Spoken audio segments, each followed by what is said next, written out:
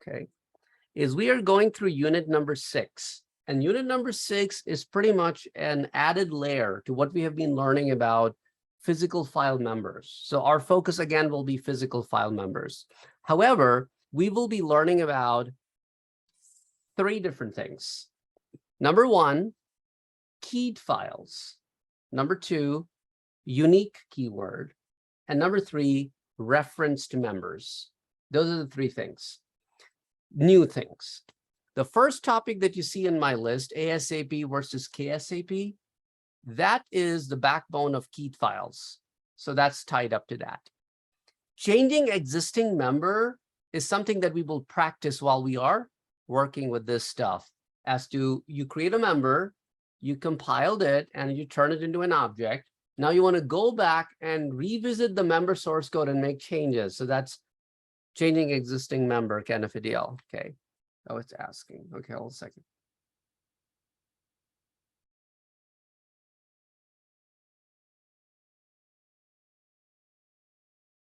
Okay, so that's what our focus will be for today. So we will be tapping into chapter 6 and 8.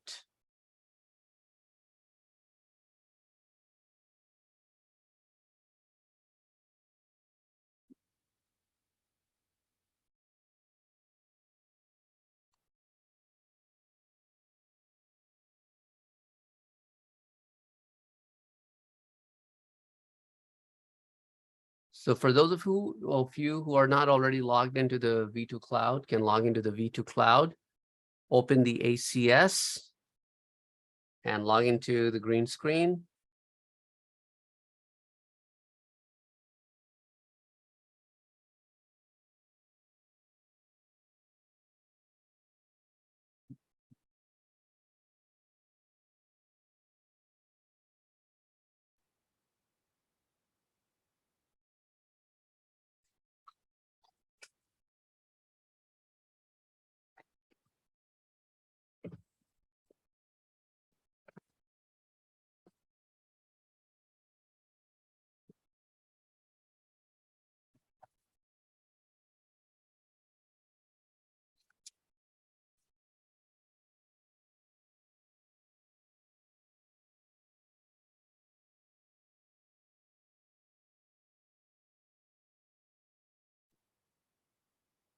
And please give me a green check when you're logged into the green screen.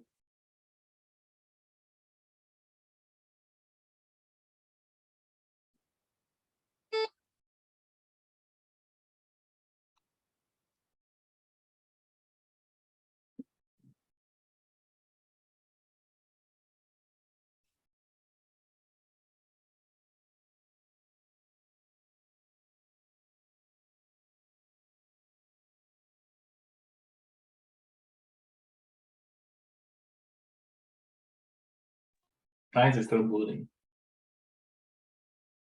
That's fine. Let me know whenever you are done. In the meanwhile, I'm grabbing some other information.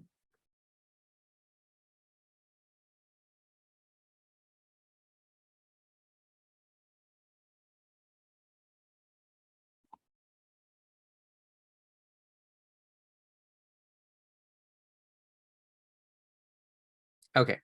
So in the meanwhile that you guys are logging in, we will review some of the stuff that we have been talking about for some time. So in order for you to work with the green screen environment, you need to have a username and a password to log in. In order for you to work with your DDS, which is your data description specifications, you need to have a library, which you all do. You need to have a source physical file, which we created 3 weeks ago. I should say, yeah, 3 weeks ago. And then inside that, we created a member. And then after we created the member, we saved the member. And then we compiled the member through PDM, but we did not do the DFU. Did we do DFU last couple weeks ago when we were here?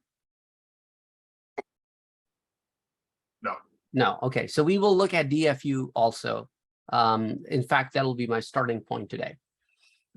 Then we also revised last week that 2 weeks ago, that when you are inside the SCU environment, you have to put stuff in the specific columns. And in order for you to make sure that things are going in correct columns, you press F4 on every line, which brings a prompt and for you to fill in the data. Now, whenever you're creating a member, you need to make sure that every member has to have a PF type listed in the top left corner next to format. And you pick that when you're creating a member. And then every member, after you go inside the member, needs to have a record format. What is the purpose of record format?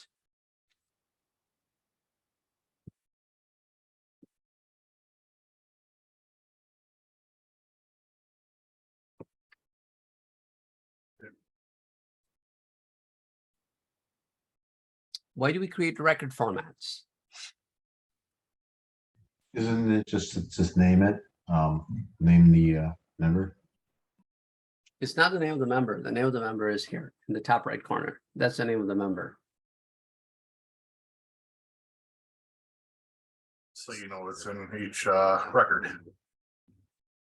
So IBM operating system forces that every object must have a name for the collection of fields. That's called the record format. Record format is a name for the collection of fields that will eventually in data entry will form records. So that collection needs to have a name. That's what the record format is. It's the name of the collection of fields. And each field has a name, and each field has a size and a data type, and in some cases precision, some cases only the data type and not the size.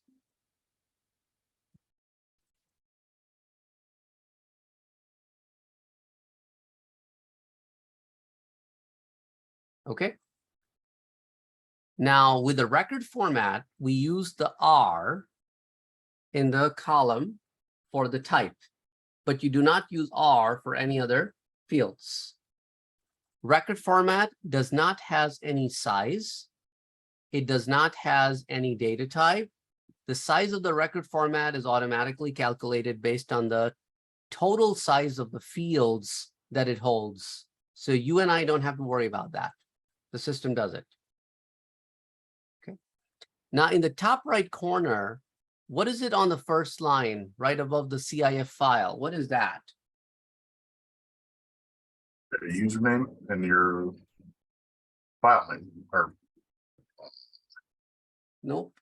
the record. The library Isn't and the that source the physical library? file? Yes, it is actually Yeah. your library, which is the first name / the source physical file. The second line, you have your member name. So when you compile this member successfully, you will get an object with that exact same name. Okay. Now, page 192. I've said it many times before. What is the significance of that page? It has all the letter abbreviations for the data Data types. types, maximum lengths. That is where all these letter abbreviation for the data types can be found. That's where you can see what data types means, what letters are to what data types, and what data types are fixed size. Okay. What utility is this?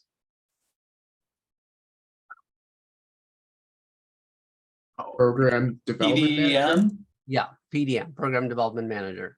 And you can see it right there. Okay. Why do we come here? Wow. Okay. To compile. Okay. And after we choose option what? Which option do we use? 14 for compile, right? And Yep. how do you check to make sure that it compiled correctly? Check Type in message. DSP-MSG.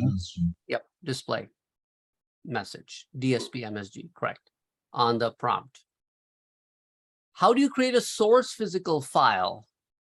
Is using this command. Samantha, were you here when we created the source physical file? Or you were I not don't here? think so, Okay, but I know how to make one. you know how to make one? Yes. Okay, actually, we have been following a format for everybody. And the format is that the source physical file goes like FA22, your initials and 1. Okay, so that way it'll be easier for everybody to remember. So that's why anybody who doesn't have the source physical file yet should create one, and that's the format we are using. Okay, so the source physical file is how you will, where you will put your members.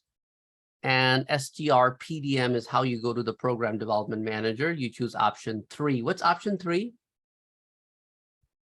Work with what? Work with members. Work with members, okay. And then you choose your source physical file when it says file, and then you go about working with it. And then we'll talk about today our focus will also be DFU, data file utility. But to get started with this whole process, what I want to do is I want to go ahead and let us all create a new member inside the source physical file, the same source physical file, the FA22 initials 1. So how do I start the process? I want to start creating a member. Oh, by the way, anybody who did not give me the green checks, is everybody in? I am in. But I did Yes. Yes. My bad, I forgot. Chris? Thumbs up. Okay. Desmond, actually thumbs up disappear in like 5 seconds. So that's why it doesn't stays. A green check does. I got you. I'll do green check next time. So I'll wait till everybody gives me a green check because we do not want everybody to be left behind. With 2 people, Lewis and Ethan, that I did not receive the green checks from. And Ernesto, 3 people. Okay, now 2, Ernesto and Ethan.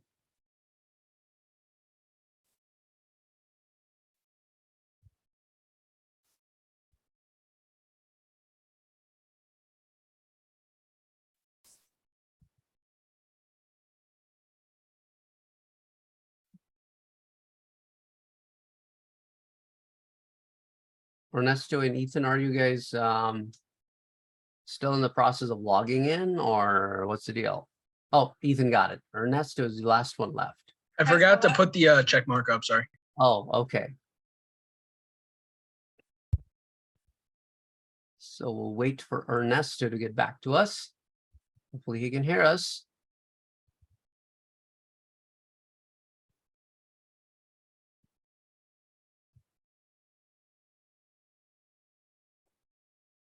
PDM.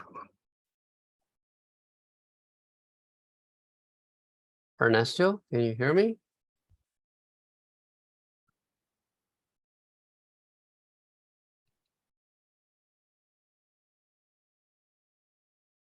He might be AFK. Okay. Probably stepped out or something. Anyway, I'll check back with him. So here, how do you go about creating a member? STRSU. And then prompt. And then okay, STRSU. And then you hit F4. It would help if you did it on the right line. Doesn't matter. Oh, so it doesn't. I purposely did that. Okay, So that good you to know. Yeah. White spaces don't matter. Okay. Now on the source file, what do I put in the source file? The FA22. Okay. And the library name is current library. Okay. And source member. Source member. Let's do books 22 and the type PF.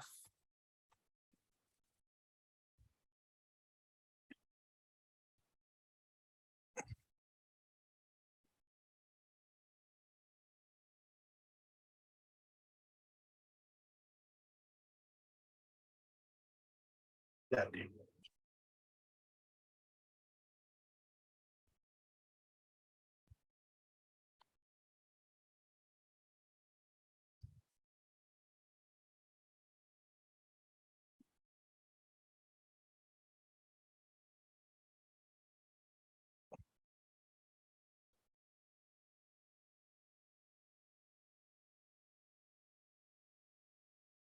Okay, can we move on to the next screen? I'm ready. Anybody not ready? Remember, make sure your source type is PF.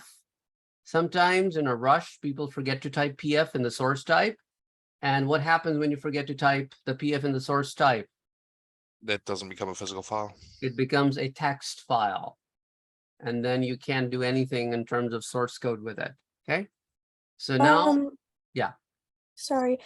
I did the command, but it says file current library not found. Do you have a source physical file FA22, your initials 1? Oh, not yet. Okay, so create that first. Okay. So that's why I'll wait on this screen. You F3 out of your current screen, create a source physical file with your initials. I mean, like FA22, your initials 1, and then come back over here and fill in the blanks.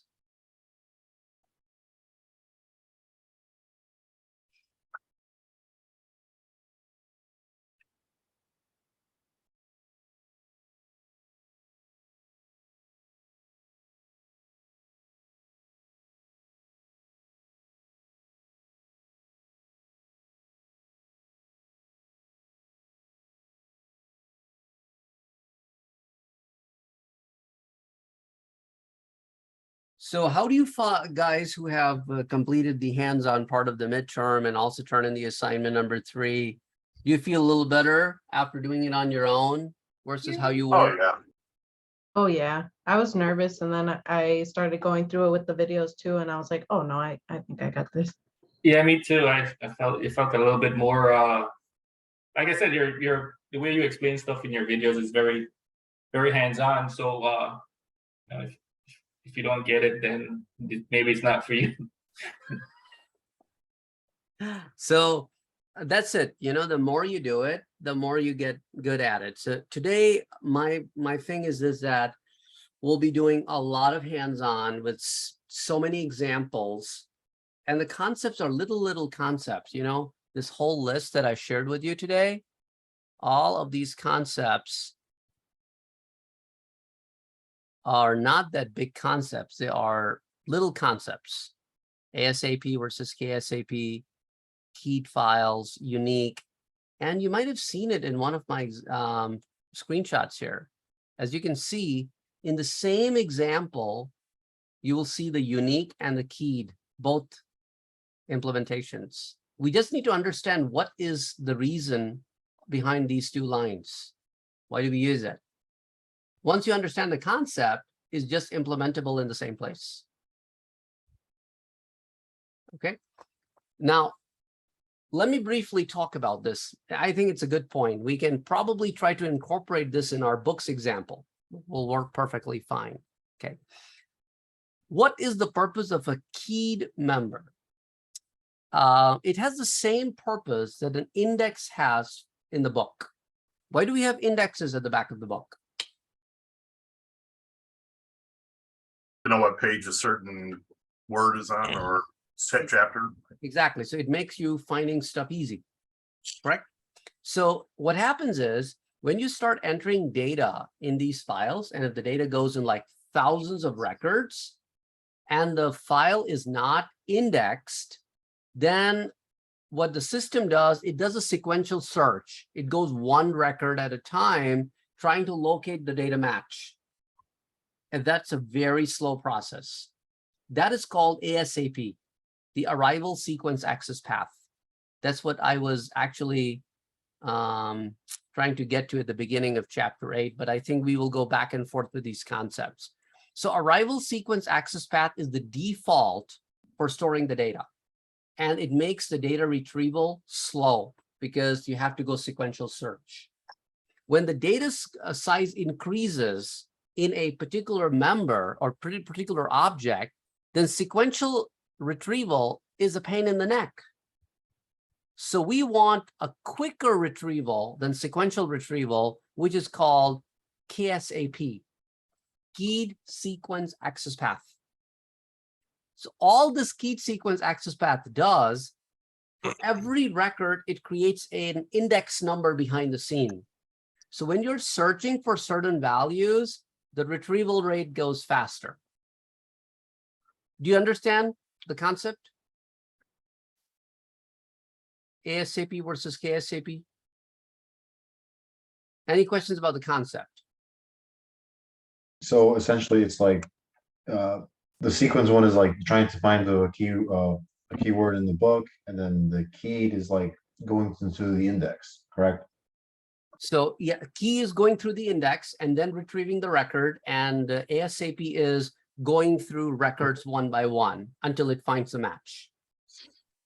So it's like a sequential search.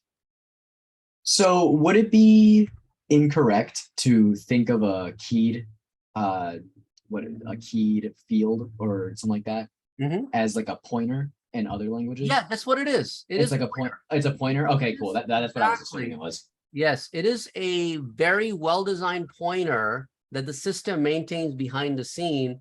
So when you are trying to reference certain values, it just goes through those. And it's not a, it's a very well-arranged pointers. Let me put it this way. So for example, if your field is alphabetical order, then the alphabetical orders for A pointers will be in one place. B pointers will be in one place. So now when you're searching for something that starts with A, it knows exactly what pointers to go to, as opposed to going through the entire set. Just All like, right, perfect. yeah. I when you were explaining it, it just sounded like exactly how I learned what a pointer was. And I was just trying to figure out if I was assuming it was wrong or not. Yeah. So does that make sense to you guys, everybody? Okay. So now it's an effortless activity. What you do is you first list all the fields in your member, all the fields that you need. Then after you list all the fields that you need, right before the closeout, you pick one of the fields that you think is a unique representation for every record, and then you promote that to a key status. That's all you need to do to change your member from ASAP to KSAP. Okay, now, the biggest problem, because we live in a shortcut world, what do you think the biggest mistake students make in this simple process? They try to shorten the process by putting the K next to the field. And that's where it errors out. You cannot do that. You cannot put the K in the line where you first declare the field. So you list all your fields first, and then you promote one of the listed fields to the key status. You cannot combine two steps. Are you following that, everybody? Okay. So notice the line in which we are promoting a field to a key status is the line where you do not provide any data type, any field size, nothing. You just say, I want this field to be key field. And which field is most likely to be a key field? A field that will most likely hold unique values. For example, for you guys, your student ID. For the classes that you're taking on Blackboard, there's a course ID. I don't know how many of you paid attention to this. If you look at on the Blackboard in the top right corner on your course shell, there is a unique number all the way in the top left corner. That unique number is the course ID for that offering. Because next year fall, when I'll be teaching this class, or anybody else is teaching the exact same class, it will have the same 152.105 2WY1 code. So what that code does, it says this is the 152.105 course. 2 means fall semester. W means it's offered over the web. Y is the Zoom entry, and 1 is the first section of the Zoom entry. Okay, so that stuff doesn't change. That stays the same every semester. So how will they differentiate between a course offered in fall of 2022 with fall of 2023? Every course gets a unique number. And this is the unique number of your course, 214057. So typically the field that will most likely be used to uniquely identify every record is the field that you will promote to the key status.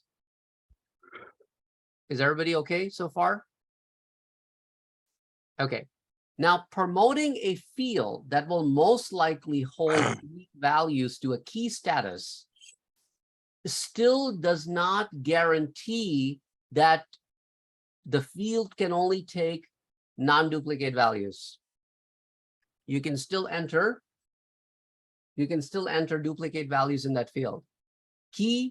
Promoting a field to a key status doesn't guarantee that the user will not be allowed to enter duplicate values. So how can you force that the key field does not take duplicate values is to use the word unique. So unique automatically during data entry time automatically forces the key fields from taking duplicate values. Does that make sense? That by definition, by default, key fields can still take duplicate values. But the combination of unique and key makes it such that now the key field cannot take duplicate values. All other fields can, but the key field cannot.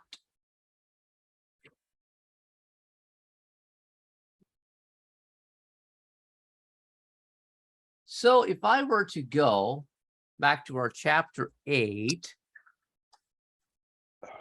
and I am looking at figure number 8.1 on page 331. Figure 8.1, page 331.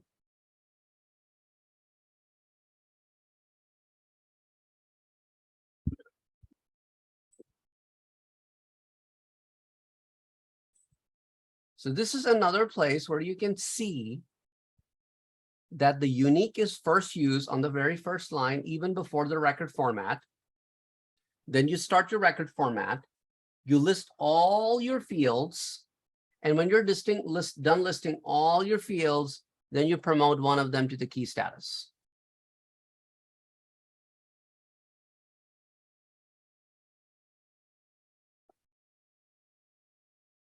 Okay.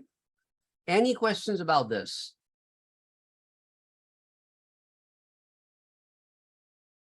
Okay. Now let's get back to the green screen. Okay. Samantha, are you all caught up? Oh. Where's Samantha?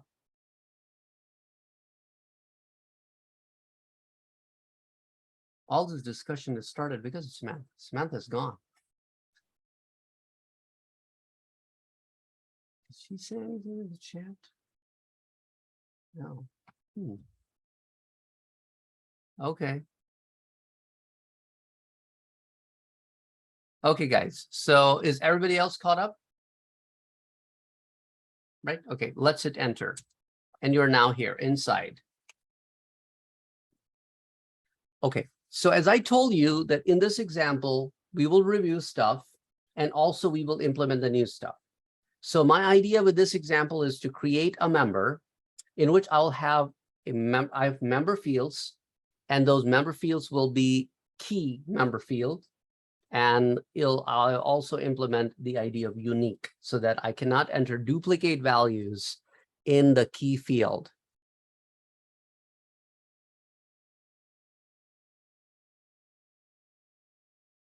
So what will I do? The first thing is to go to the functions and type the word unique and hit enter. So go to the functions and type the word unique in the functions and hit enter.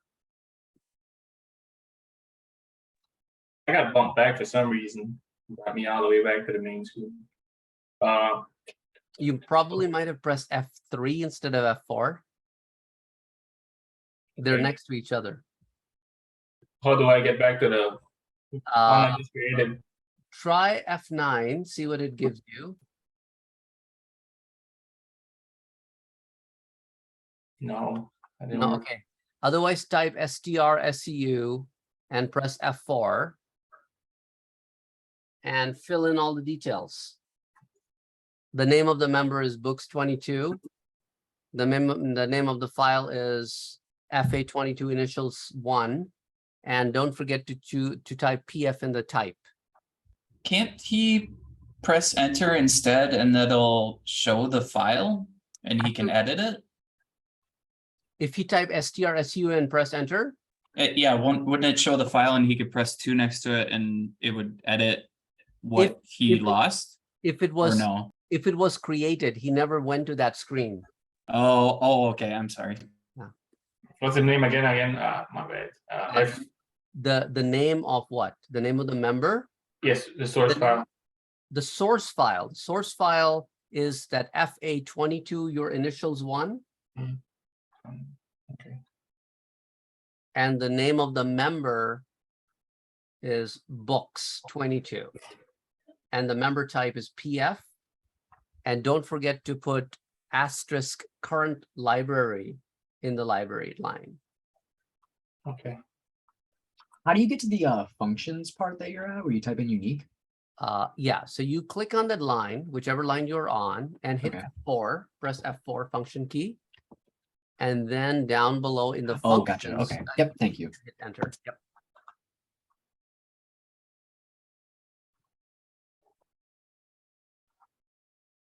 You only have one line of data and I have 4. I mean, there's nothing there, but there's just like 4 little rows. I mean, like your line number says 4 instead of 1. Is that what you're There's saying? 1, 2, 3, 4. Oh, you have 4 lines. Yeah. Okay. I have Did it you open clicked an on old it. file? I don't know. I have Maybe an back 8. in I a don't know why. previous class. You have 8? I have 8 in mine. I have 0001, 0002, Yeah. 0003. As long as, I mean, as long as you guys are in the correct one, does it say books22 in the top right corner? Yeah, I'm in the right one. It's Yeah. just I have Okay. multiple lines. Yeah, I didn't think much of it. don't worry about that then. Okay. Okay.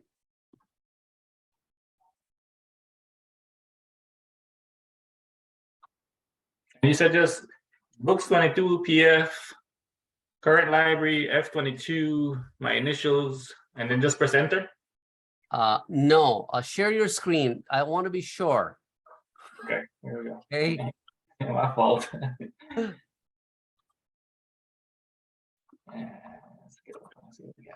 Okay. Okay, Jack. Okay, Jack, you just got in here. Okay, Jack. So we are in green screen right now, and we are creating a member. And we had a discussion about the details of the topic. And your current library is You're missing an missing an R. R. Your My library. Yeah, your current library, it is CURLIB. Okay. I did. I mean, is it still gonna read like that, or do I have to change it? Caps. Okay, now once you're done with that, then hit enter. What?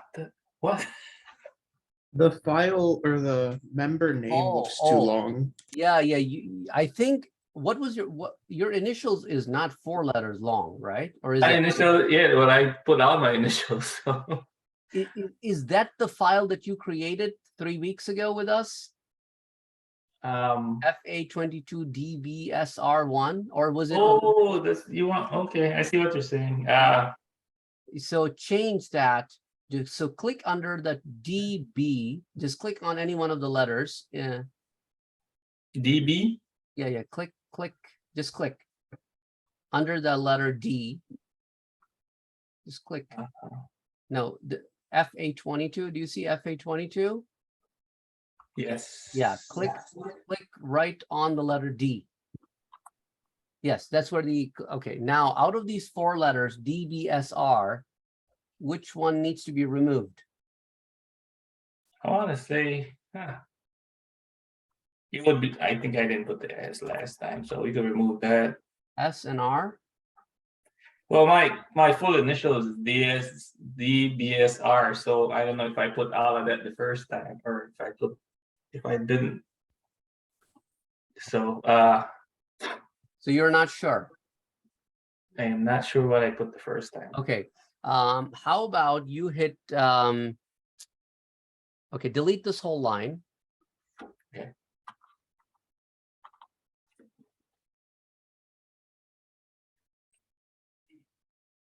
Okay, type strpdm and hit enter. Choose option number 2. Or in fact, hold on a second. Yeah, hit enter. Yeah, we'll go ahead and hit enter. Oh, no. F3, sorry, F3 out of here, because we need to make one more change. Yeah, choose option 2. Oh, I think you went. Couldn't he just go to display library to see what the name of the library list is? That's what I did. No, that's not his library. He knows the library name. We need to check the object name. Okay. I thought you wanted me to go all the way Yeah, forward. no. Don't go to major. I think you went somewhere else. I don't know what you're doing, but type strpdm and hit enter and choose option number 2. Hit enter. Now, under the name, you wrote Cars 2010, and instead of Cars 2010, put asterisk all.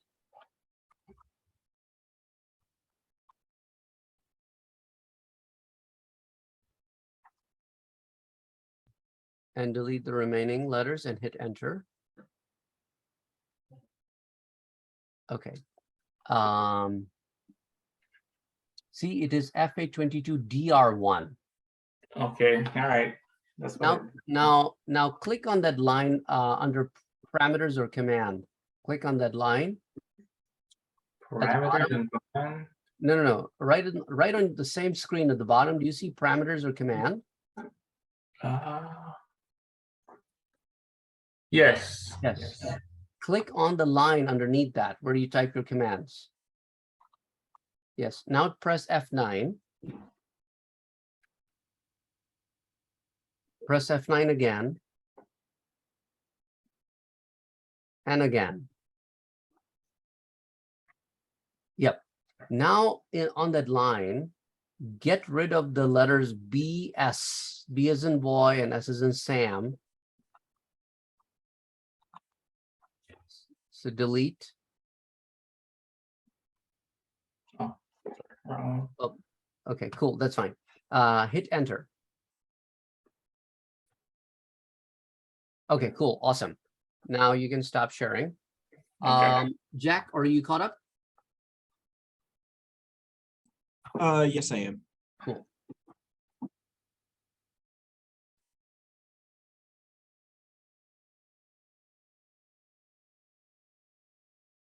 Okay, so on the very first line, I press F4.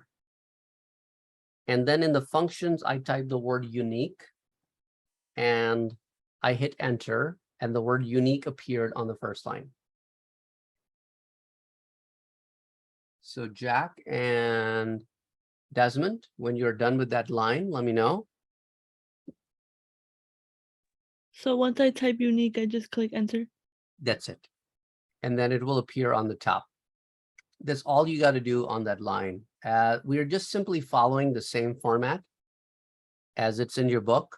So that will be a good point of reference for you guys, that when you are promoting a key field to a unique status, you just type unique under functions.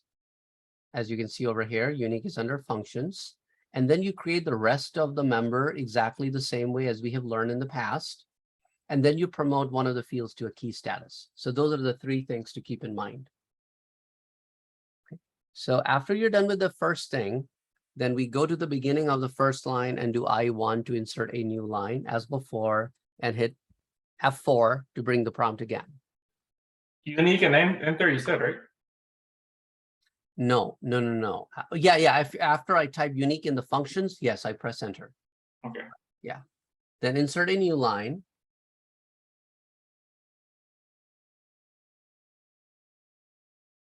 And then press F4. Okay.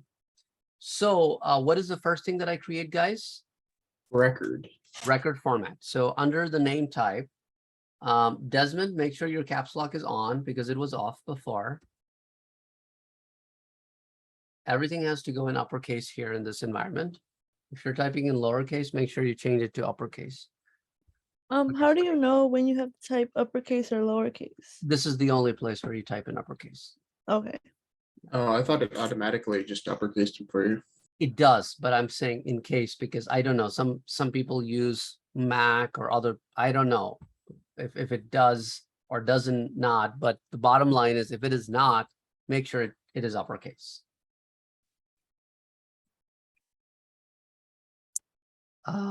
Okay, so I'm giving my record format a name, REC Books. And what else will I do here? Do I need to do anything else? No. No. Okay, I press enter. Now, let's say if I'm like, oh my God, I needed to do something else on that line. So did I miss the boat, or I could just revisit that line and edit again? No, couldn't you just click F4 on the line? Yeah, so first click on the line and then hit F4. Go ahead, click on the line and hit F4. You get the same line populated down below. Now I'll go down in the functions area. So click in the functions area and I'll use a built-in function text.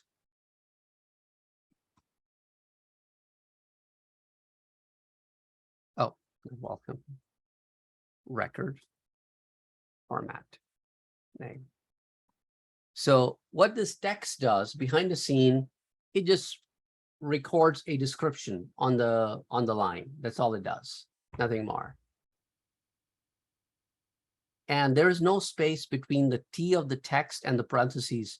It's all one thing. Text, where the T ends, the parentheses start right after that. Sometimes people think that there's a space, but there is no space. Is that a single parentheses or a double? I can't tell from here. Oh, single quotes? Yeah, okay. Yes, yes, single quotes.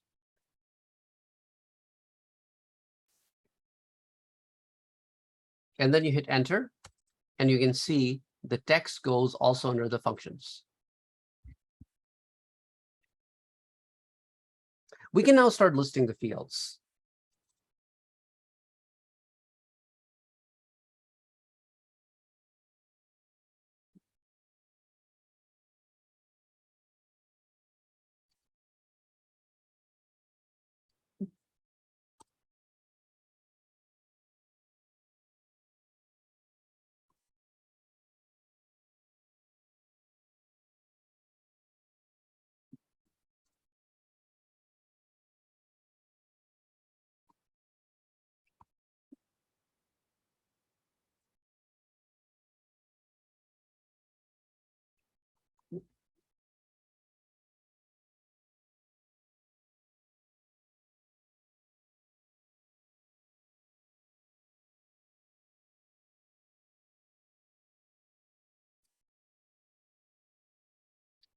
See, I made an error. I purposely made an error just to show you guys. If you make an error, it will give you a green bar. What error did I make? Wrong data type. Very good. I use A, which is for character. And I said, I want length 7 and I want decimal positions 2. Character fields can't have decimal positions. So I'll just use P instead of an A and hit enter. And now the green line disappears because I believe, I don't remember if it was this class or a different class because I'm teaching 2 sections. Somebody had that error and they were like, why do I have green line? So if you ever see a green line like that going all the way across, that means you might have made a syntax error on that line. Okay, so I'm suddenly back on the main menu again. How do I get back over here?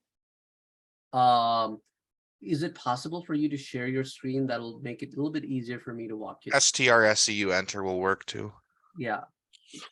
Okay. You still want me to share or you want me to try that? Yeah, no, share your screen so that, I can walk you through the steps too. Okay. Yeah, so on the command prompt at the bottom, type STRSEU and hit enter. Okay, so everything is wiped off. You have nothing there. Okay. Okay, well. So that's what I was, Stuff on there. I don't know what happened. yeah, probably because you exited without saving. So everything was. Oh, okay. So now hit F4.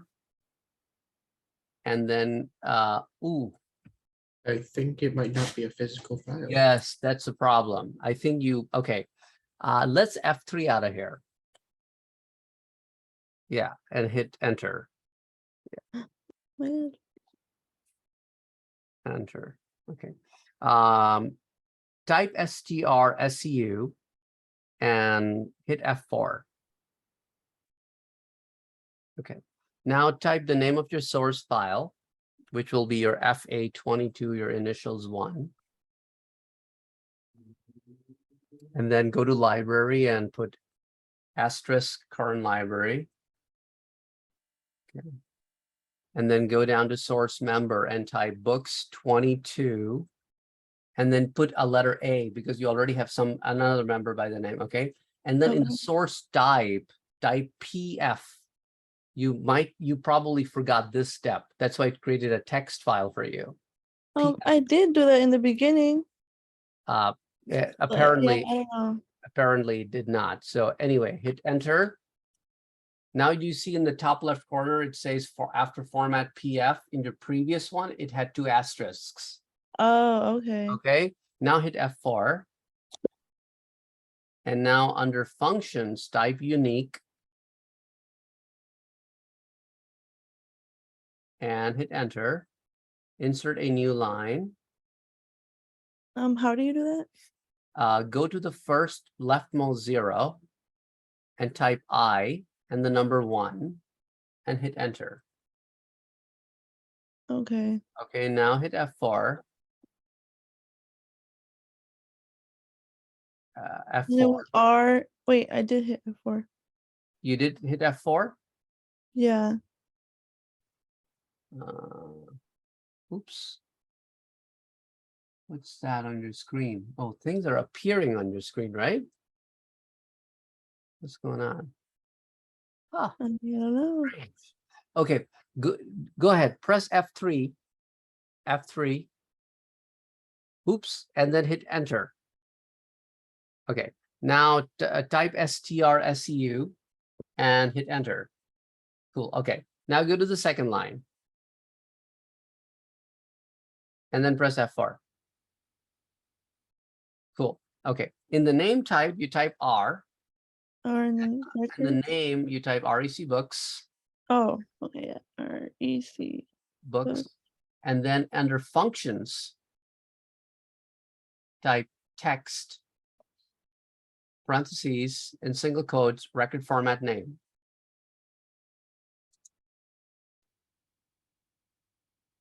Close the single quotes, close the parentheses, hit enter. Insert a new line. I1, enter, F4. We're still doing the same thing. Wow. Really? Hit F3. That's so funny, but still annoying. Enter. Now type STRSEU and hit enter. Okay, and now go to line 3 and hit F4. And then go to the name portion. The name of the first field is ISBN. ISB. And as in Nancy, okay. Go to the length. In the rightmost spot. Type 5.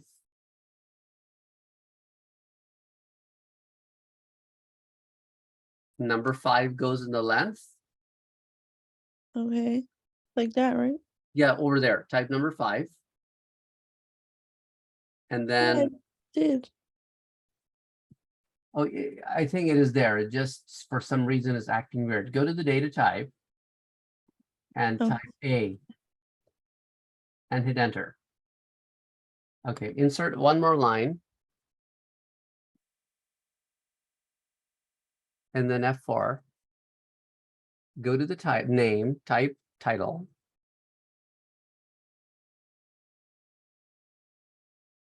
And then length is 15. So you have to start one place. Yeah, like that. Yeah.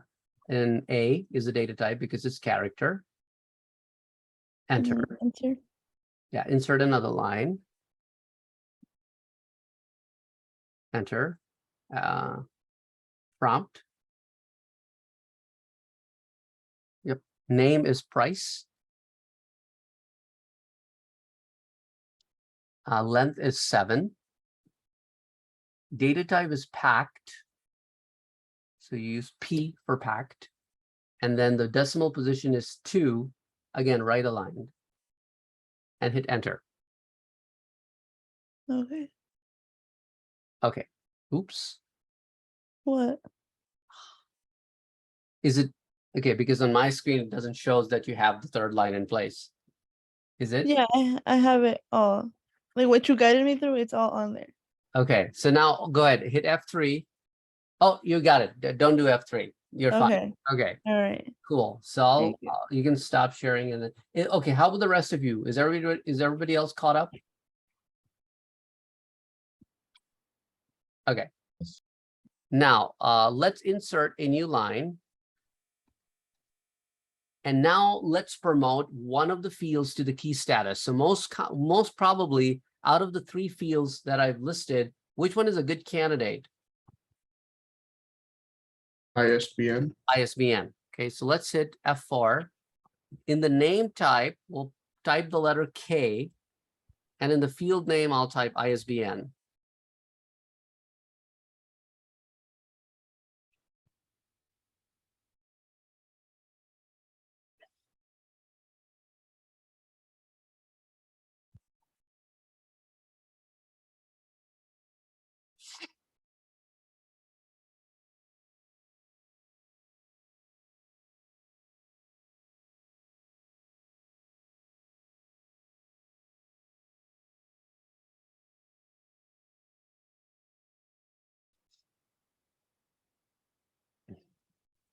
And then you hit enter.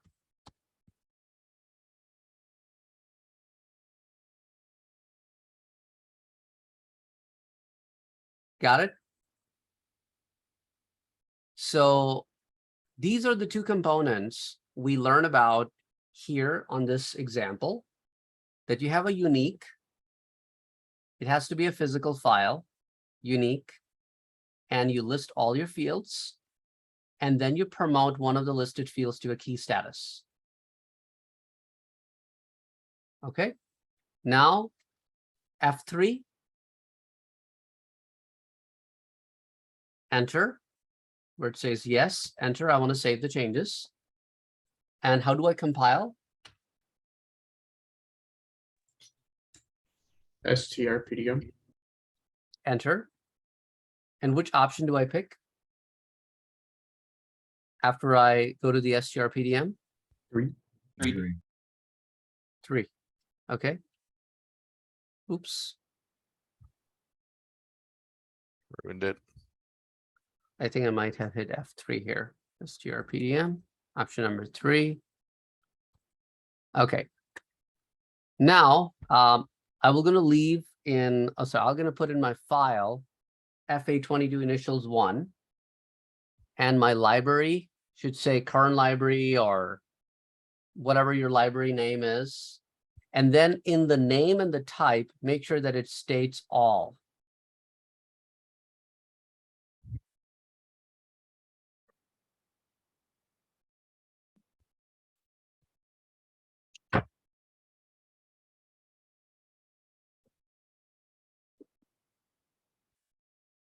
Got it, everybody, so far? With me? Yep. Alex? Okay. Now hit enter. So do you see books 22 there? Okay.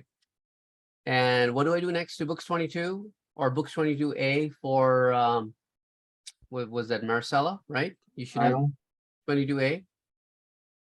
Then you choose option 14 next to that member and hit enter.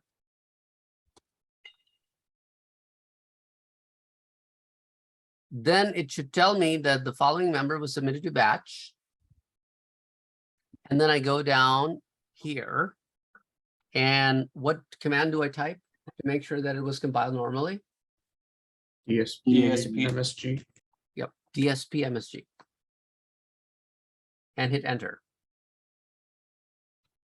And it tells me that it was compiled normally. So that means the object is created.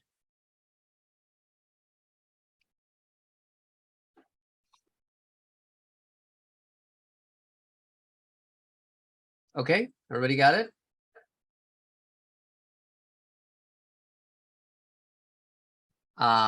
Marcella, did you get it compiled?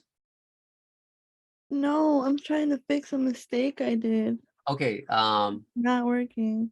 can you share your screen? Okay, hold on.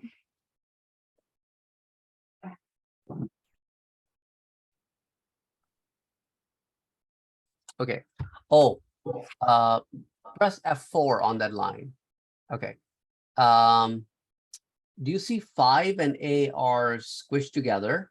So delete 5 and A. Also delete A. Okay, go to the rightmost spot on the length and type 5. And then press and type A under data type and hit enter. Okay. I Now don't get where the second A is coming and the second I is coming from. I don't see it it doesn't here. make sense. Okay, we can Or do that 4. yeah, we can do one more thing. Go to that 0003 line. Okay, and type I1 and hit enter. Okay, cool. Now on the new line that you inserted, click on the new line and hit F4. Cool. Now go under name and type ISBN. And then under length, type 5. And under the data type A and hit enter. Cool. Now go to where it says 0003. Okay, and type D1. Enter. Awesome. Okay. So now hit F3. And then hit enter. Then try strpdm. And hit, choose option 3. Yep, hit enter. Okay. Now, do you see there books 22A? Go next to that line and type number 14 for compilation and hit enter. Now click on the command line at the bottom where it says parameters or command. Do you see a big line underneath that? Yeah. Wait, where? Under, yeah, right there. Yep. Click on the line. Yeah. This is where we will type the command DSPMSG. And we will hit enter to see that the object that we submitted for compilation compiled normally. If it had errors, it would have said completed abnormally. But since it said normally, that means everything went through good. Now hit F3 here.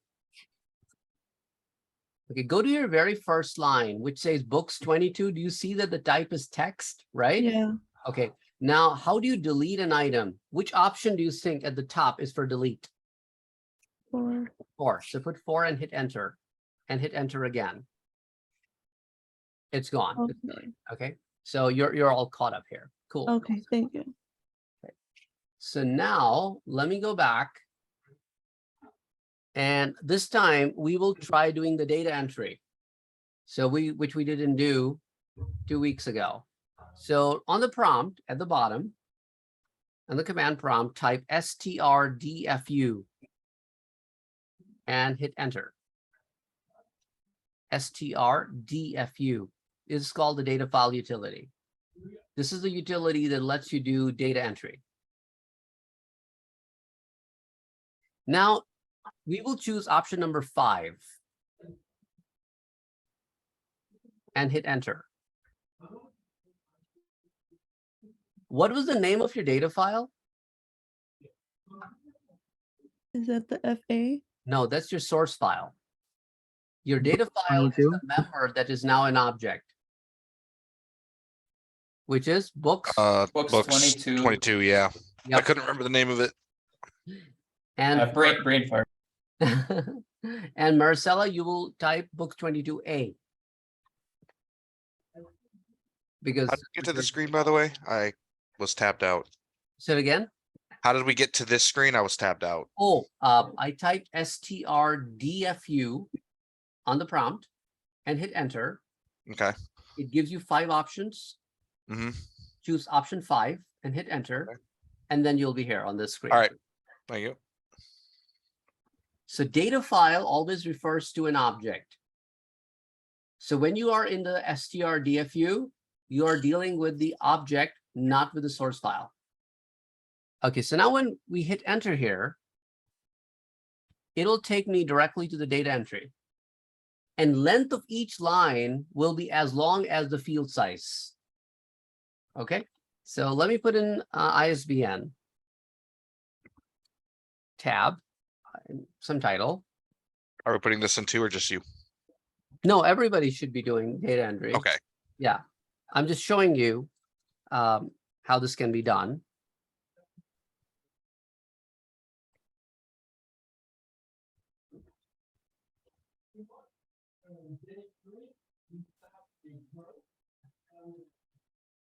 And let's say the book price is $150. I set the size to 7, right? And I can only put 5. So I'll do 00150 point. Oops, not point. Oops, I made a mistake. F12. Okay. No decimals are allowed. So I got to do 01500. 1, 2, 3, 4, 5. Oh yeah, that should be fine. 7. Yeah. 000. Okay, it should be 0015000. Yeah. So it doesn't allow for decimals. So it will automatically consider that the last 2 are decimal. So when it does the actual data entry, so it is $150.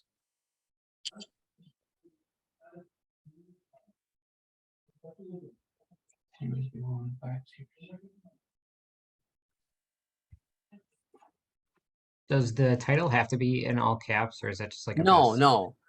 One of the other things that we have to keep in mind that the data that you enter in the character field is case sensitive. So let's say if I enter the book name Java in all uppercase, and if I'm doing a search on the data by typing Java in all lowercase or mixed case, then this entry will not show up. So when we do data searches later on in the course, that's where the case for the character field will make a difference. Where the ISBN is, do I have to have that number or do I just put the No, I'm just putting a random 5-digit number. Okay. Yeah. I got it. Yeah, I'm we're just doing a data entry, just like you would enter values for variables in Wendy's class, that you come up with the values, exactly what we're doing. And when you hit enter, it automatically takes you to the next record. And let's add another random number. For the price, how come it gives 8 spaces when we told it 7? Yeah, it just keeps 1 for the decimal. Oh, sorry, 1 for the decimal, so that it just does it. Oh, no, sorry, no, not for the decimal, because this is packed for the sign.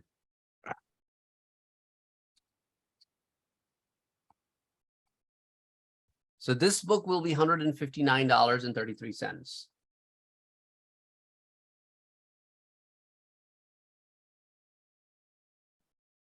So for the price numbers, no matter what like number of digits you got on there, it's always going to assume the last 2 are decimals. Exactly. Okay. In this tool, in this utility. Oh, okay. Okay, because that's how the DFU works. This is not the only data entry utility, but that's the one that we are getting introduced to today. So when you're, I'm yeah. sorry, I'm having an issue. I put down the ISBN 1520 Java Program 1 and the price, and I'm trying to hit enter, and it's just telling me enter key not allowed in the field. Okay, can you share your screen? Yes. I think I had that same problem. What I did is I just clicked off of the field that my cursor was on. And then just like in the middle in the black. Yeah. Yeah, so you have to Okay. be, yeah, just click, just make sure you are inside one of the three fields. Okay. Yeah, and then hit control key on the keyboard so that you get the control back. And then Okay. Then enter. yeah, no, it's still not, okay. Enter key not allowed in the field. Interesting. The cursor is on the 1 now. It's the price. Because For me- Yeah. Jack, he said it was like I do this and then press enter. Put your insertion point on the very last 0 of price, and then hit control key on the keyboard, and then hit enter. Now, enter key not allowed in this field. Okay. Can you F3 out of here? Yes. Yeah, F3. It's not allowing F3. Huh. No. Neither. Okay. I mean, my cat box is on. Maybe that's what it is, but I don't think so. No, it's nothing to do with the cat. Okay, hit control key on the keyboard and then try F3. I just did. No, okay. Okay, try control key again and try F5. See if that works. It's not letting you do anything. It's so No, I don't understand. okay. How about hit control key and try to delete the value that you typed? Does it let you delete? Okay, now retype that 0015. Hit control again. Okay, 001500. Enter. Oh, Okay, cool. that was weird. Yeah. Somebody else was having the same problem, or is everybody good now? Okay, so now this is what I'm entering in the second one. Again, you can enter whatever you want to enter. And once you are done entering your data, hit enter. So it will again push the data through and clear everything. Once you do that, you have two records in place. Now you can hit F3. What's going on? Oh, okay. Now you can hit F3. And the moment you hit F3, it will say 2 records were added. Do you want to end the data entry? And hit enter. Yes, I want to end the data entry. Okay. Now you're back on the screen. Let's press enter again to go inside the data file. And this time, since it already has the records, it did not give you the data entry right away. So what you can do now is hit page down on the keyboard. And now it lets you page down through the records that you have entered. Okay. And when you are done with your records, it just takes you back to this screen. Let's page down once again. And let's change one of the book's price. Notice I want to change the Java's price to 155 instead of 150. So I just put a 5 in place of a 0 and hit enter. Oh, 1 second. Say key not allowed. Oh, let me do that. 15500. Enter. Yeah, it has to be in the rightmost. Okay. So do 15500 and hit enter. It tells me enter key not allowed in field. Did you go all the way through 15500? Did you type everything? Oh, type out the whole number? Yeah, type the Wow. whole number 15500 and then hit enter. If I want to insert a new field, a new record, then which function key should I press? F9. F9. Okay, so let's press F9 and let's add another ISBN, another title, and some other price.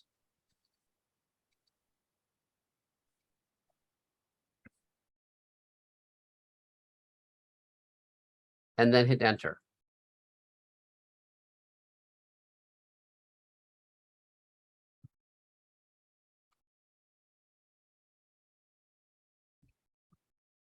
And then hit F3. Now this time it will tell you that you added one record and you changed one record. Because we changed the price of Java book and then we inserted one new record. So that's why it is telling you what changes you made. And now hit enter and all the changes are through. Now you press enter again, and now you can page down and see that the Java price has changed. Page down, this is the unchanged record. This is a new record, sorry, and then there is an unchanged record.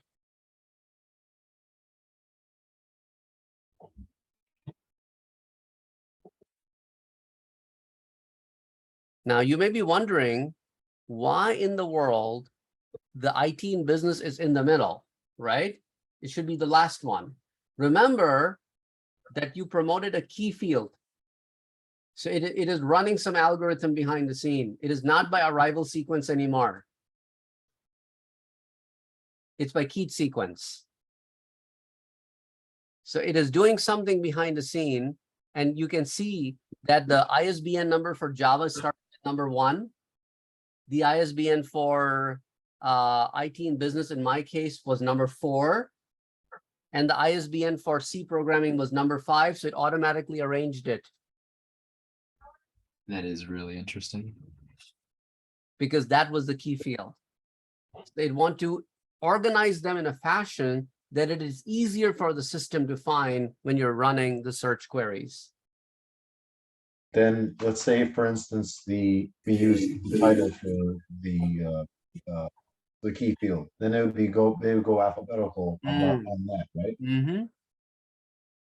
But title is not a good candidate in this particular case because 2 books can have the same title, and then unique will force you not to have that. What would happen if we put a letter in the ISBN? Then it will go by the letter sequence because letters always have higher ASCII numbers than numbers. Okay. Yeah. So letters go first and then numbers go? No, numbers go first. Numbers are 48 through 57, and letters are uppercase 65 through 90, and lowercase are 97 through 122.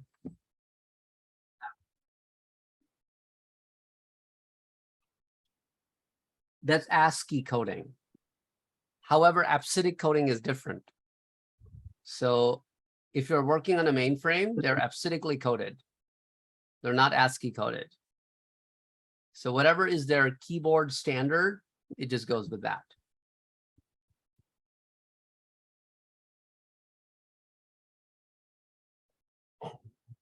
So we're going to F3 out of here, F3 out of here, F3 out of here, F3 out of here, and back to the main menu.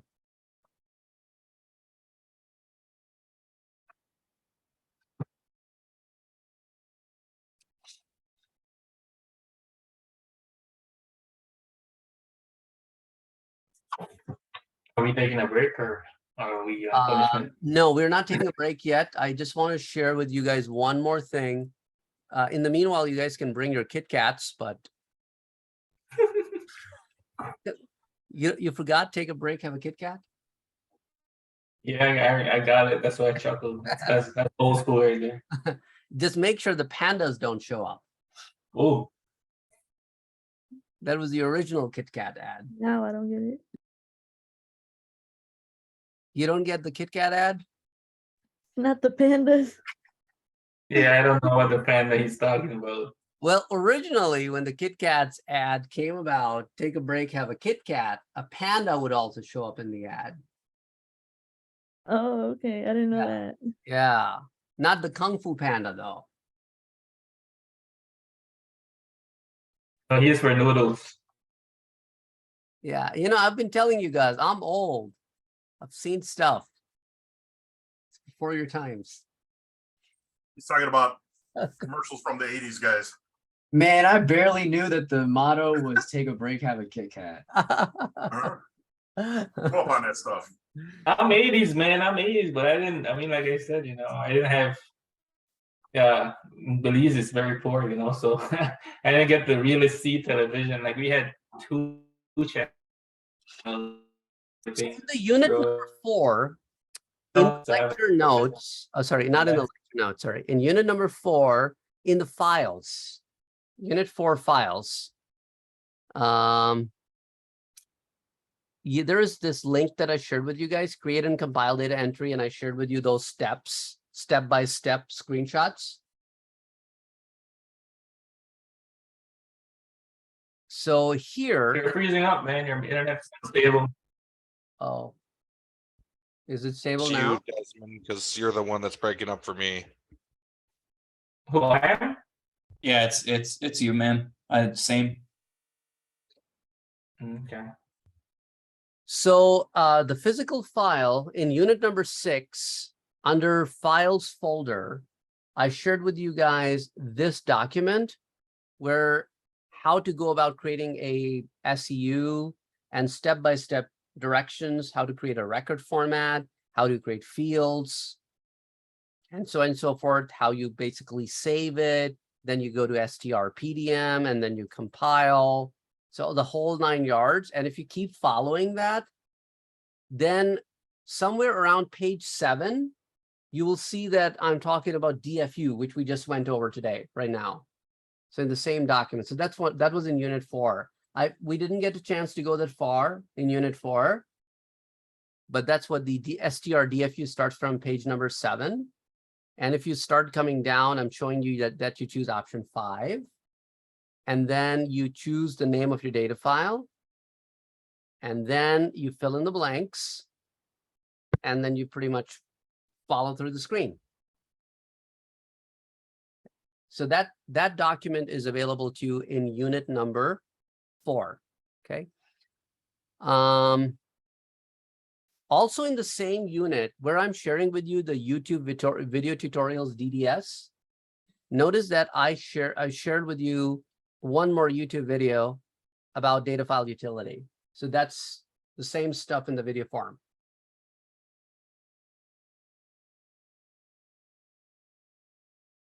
Everybody cool? Okay. And in unit number 5, hold on a second. I shared with you again the same stuff. Did I duplicate? Do I have double? Yeah, I have double. Okay, let me delete one of the 2. And then I shared with you the folder files again. So this is where you will find the same information again. So because we were doing something similar in units 4 and 5, so that's why you see some repetition between the resources in units 4 and 5. But again, that's where you can find that information.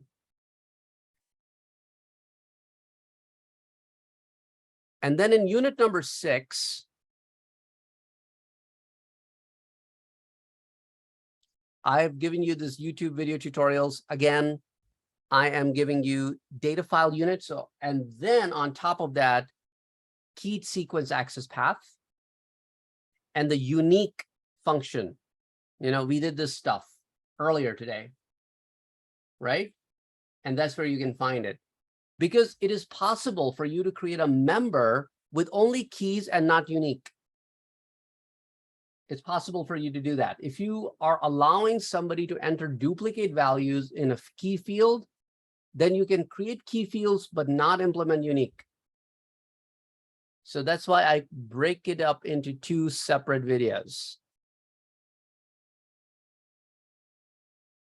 Okay, so let's take a break. Let's be back at 8 o'clock. And that's when we'll talk about our last topic, which is reference members. So let me pause the. So for the reference member, your book doesn't talk about reference files.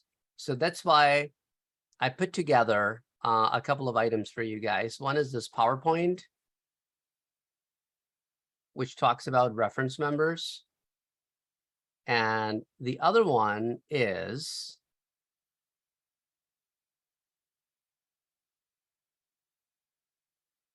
the item right above that.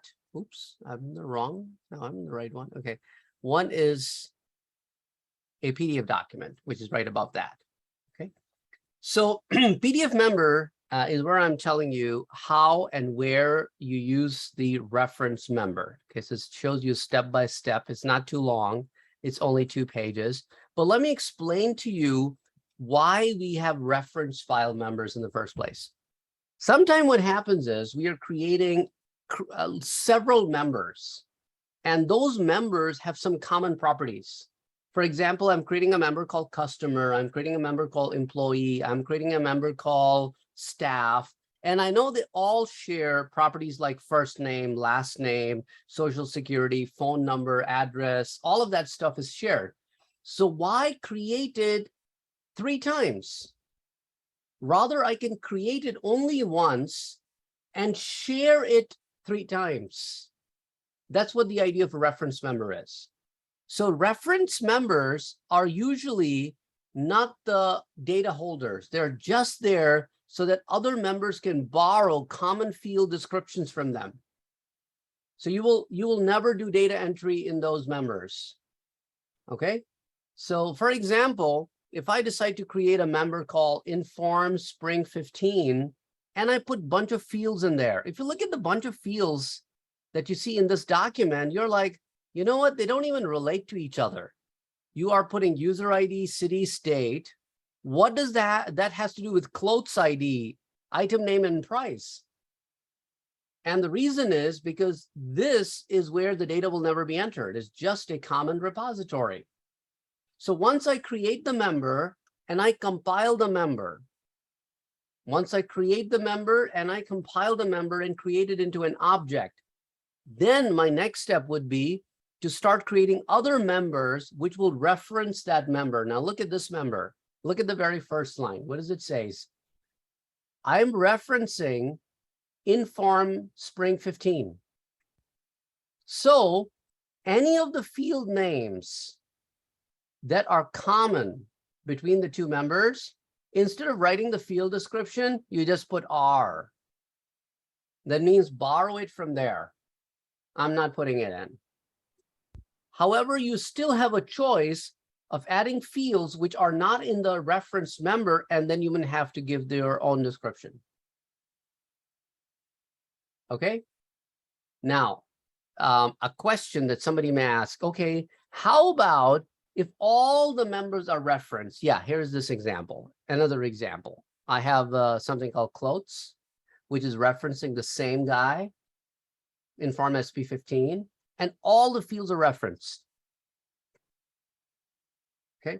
Now somebody may ask, okay, how about if I want to have a field called city, which is a common name between the referenced member and my member, but I am my city names are more than 25 characters.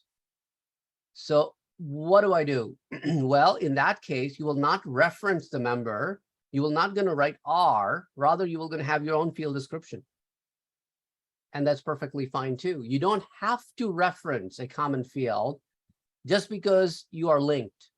It is your choice. If you want to reference, then you put an R.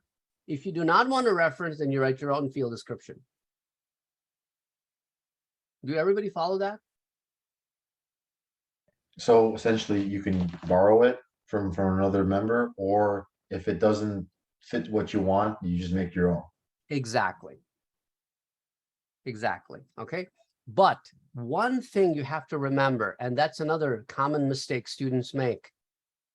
They create the member that will be referenced. They save the member, and then they start creating the other members. What did they miss? They forgot to compile it. Yes, they didn't do this step. You must compile the source member and turn it into an object before you can reference it. Okay, that's a very important step. Okay, now referring to the PowerPoint. Okay, so I showed you a PDF, and then PowerPoint has some more examples. So I'm creating a reference member, and this is how you can add comments. And I can put my fields, I can put the data types, the field data types, everything I want to do, and I compile it. Once I'm done compiling the member, then I can start going to the other members and say, you know what, I'll be referencing this member. And these are the fields that I'm referencing.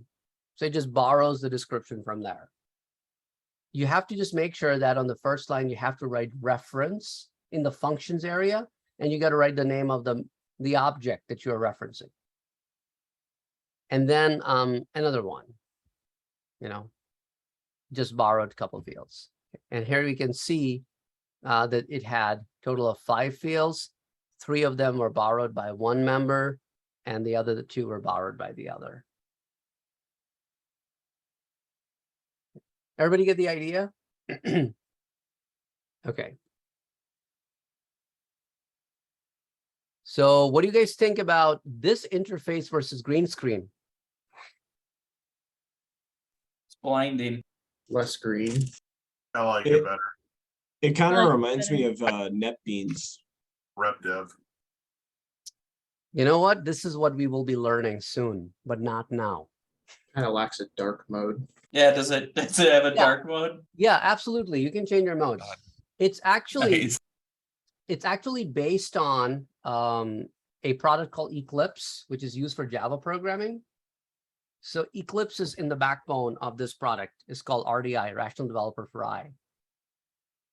And the beauty of this tool is that when we start learning about this tool, is when you guys have a good grasp on the green screen, only then I will introduce this tool. So if I still see that people are not having good grasp, then I'm probably delay the RDI. So it's up to you. If you can show me your grasp on green screen sooner, I'll take you to the RDI sooner. So this tool basically does the work of everything. It has a built-in SCU environment. It has a built-in PDM environment. It has a built-in DFU environment. So you don't have to go anywhere. Everything is done in the same environment. No commands to type. You don't type any commands. It's all clicks, clicks, clicks. I can see Samuel is already smiling. But you know how to make this happen quicker. It's up to you guys. The ball is in your court. Okay, let's come back here and let's start working with the referenced members.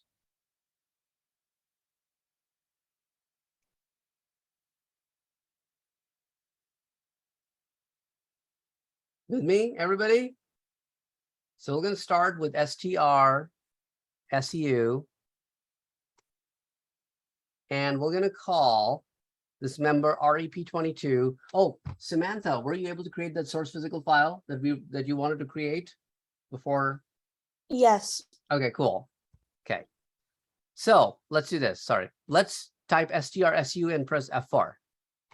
Okay. In the source file, we will type FA22 initials 1. In the library, we'll type current library. In the source member, we'll type REP22, which is our repository 22. And then in the source type, PF. Don't forget that step.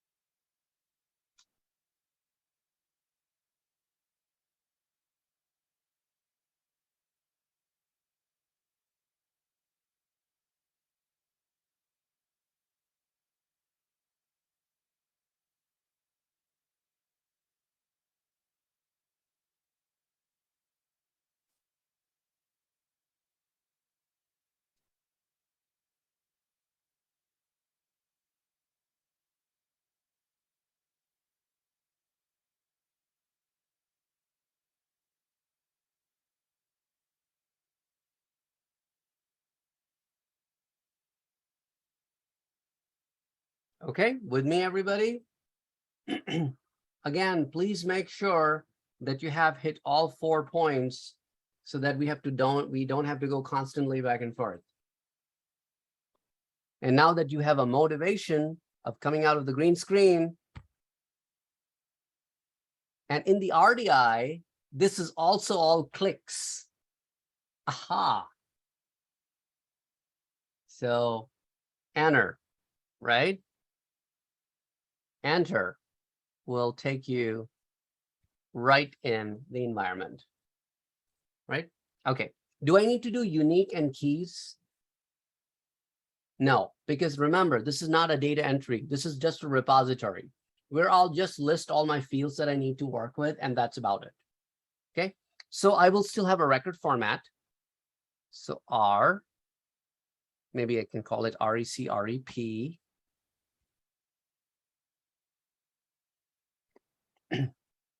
I'm just going a little bit faster here, assuming that you guys already know how to insert new lines, how to create record formats, how to add fields, and maybe giving you a little confidence to do it on your own. That's why I'm not going line by line. Let's see if you can catch up with me with this pace.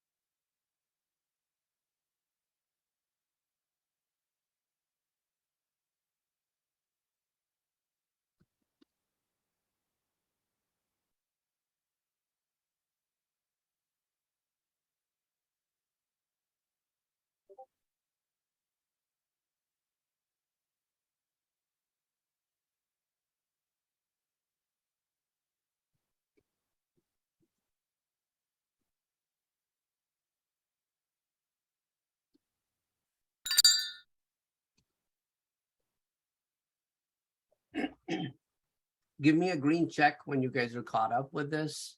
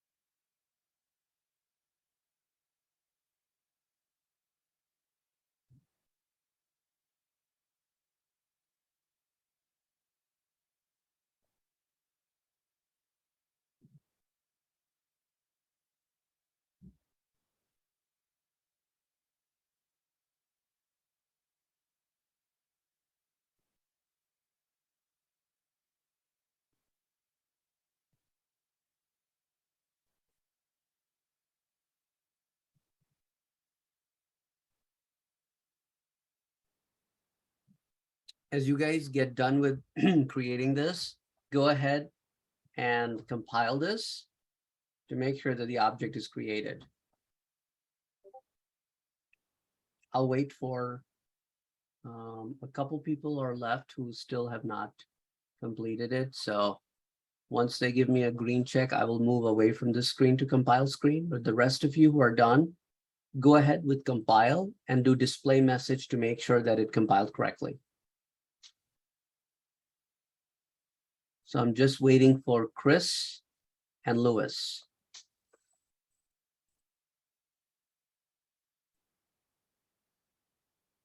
Louis Vasquez, I mean.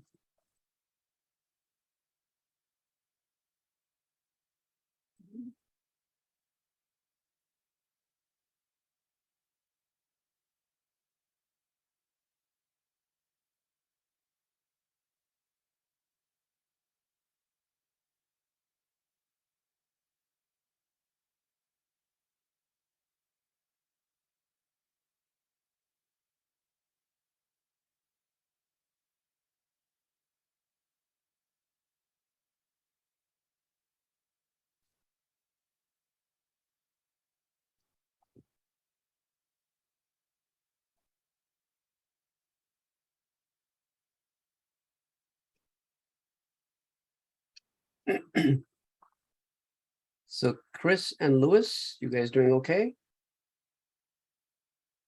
Okay, Chris is doing fine. Okay, Louis Vasquez.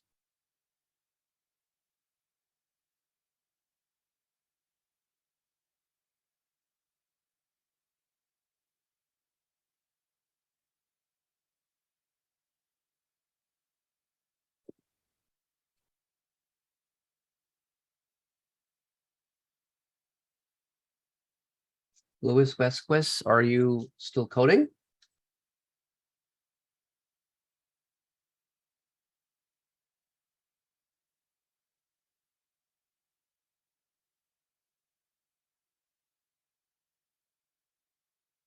I don't know if he stepped out or.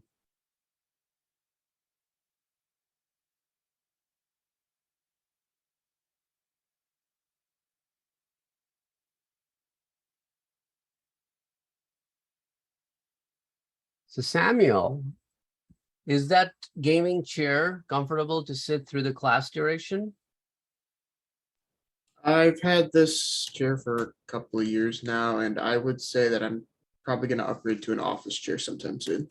Yeah, okay. Because I heard those chairs, sometimes the gaming chairs are not meant to be sitting there for like hours, right? Okay. Well, the chair I had before this was much worse, so at the time it was an upgrade. Oh, okay. Yeah, I was watching a video talking about gaming chairs that like office chairs have been designed to be sitting for multiple hours across years and years, meaning the innovation on office chairs has increased drastically faster than with gaming chairs, meaning that office chairs are actually superior to gaming chairs in everything, including price. Yeah, I I would got a have to gaming agree. chair. I've had this gaming chair for like 4 years. It is awful. It is so bad. They look cool, just It does look cool. That's literally the only. Yeah, like it makes your Yeah, setup look office nice, and that's chairs. why I can't give up on it because that's all I care about. But I desperately need an office chair. You need like an ergonomic chair. you know, that was one of the things I did this year, because my other office chairs that I was using for last 16, 17 years was just wore out. So I was kind of, you know, trying to figure out, should I go with a gaming chair, an office chair? So I noticed that on office chairs, they literally put for how many hours you can sit. But they don't do that for gaming chairs. So on this one, it literally said that you could be using this chair for 6 to 8 hours a day. So that works perfectly fine for me because there are days when I'm teaching 8 to 10 hours. So that's why I went with the office chair. Good call. I'm in an office chair at home for about 12 to 14 hours a day. Anyone got any recommendations? Sam's Club. Did I miss anything? My Wi-Fi crashed and Yep, you I missed the literally office chair conversation. okay. I literally just, I hope I compiled it before it crashed, but let's see. Yeah. So I don't know if Lewis could hear me now or not. Otherwise, we'll just move on.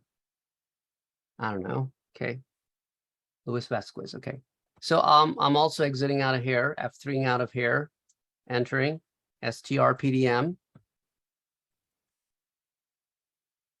Option number 3. Going down to my rep 22, hit 14, and then display message to make sure that it compiled normally. And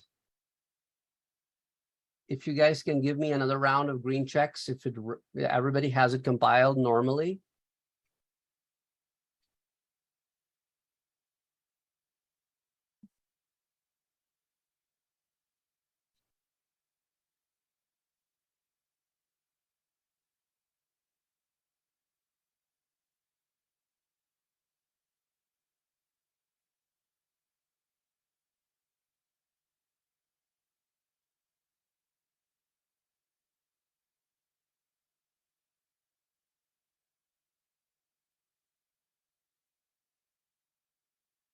Okay, Jared and Desmond, Aiden, and Samantha.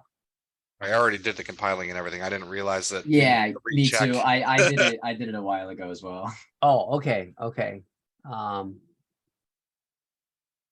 Desmond is the only one that I'm missing. The green check. Maybe he stepped out or something. No, I'm here, but I mean, how do you check it again? My bad.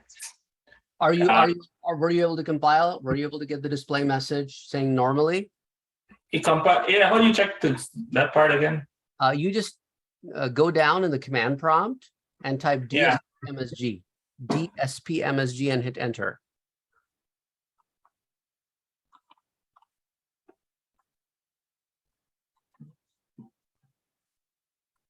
Got it? Yeah, it's compiled normally. Okay, cool, awesome. Okay, so again, this example that I just did with you guys and you compiled through, this is exactly what midterm was all about, right? Yep. Yeah. Yep.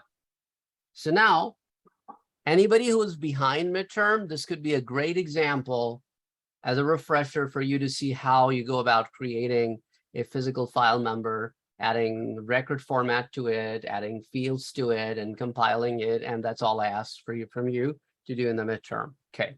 So now let's go to the next step where we create other members, which will reference this member. So that will be our next step. So we'll type again on the prompt, STRSEU, and hit F4. The source file is still the same, FA22 initials 1. Library. Okay.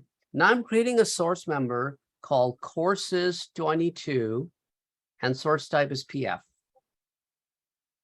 Courses 22 and source type is PF. So make sure you fill in all 4 areas. Is STRSTU? STRSEU and press F4. You got to blame Desmond if I don't take you to the RDI next week. No. Ooh. I know, man. Creating enemies for me. Okay, so now we hit enter once you fill in these fields. And now what is the first thing that we do in the reference file? The very first thing that you got to do is you go in the function, you press F4, and in the function areas you type ref, and in the parentheses you write the name of the member that we created before this one we are referencing. Okay, so we got to press F4. Can you go back? Tell me, is it current library, and then is it what's the next step? The name is courses 22 and the member type is PF.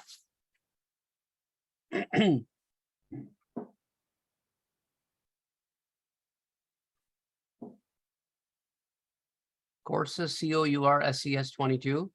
Then that's the name and the type is PF, and then you hit enter and you should be here. Okay. Okay. Yes, sir. Thank you. Now press F4 and go under functions and type rep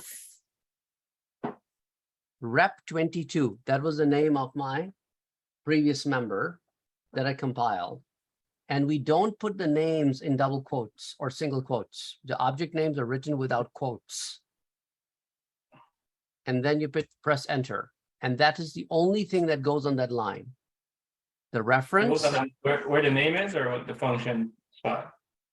under functions. Okay. Under functions, okay? All right. So that's why, I mean, I'm basically referring to this document here, which is also available to you on the Blackboard. So that's where the reference goes on the first line and the functions area.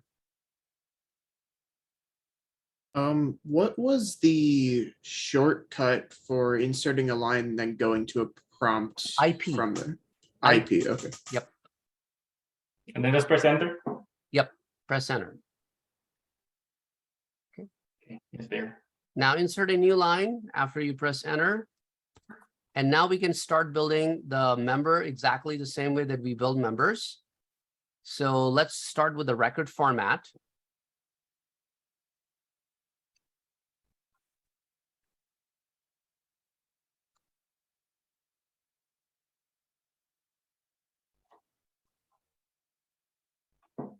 Ah, my bad. I should go back here. Hold on a second. Okay.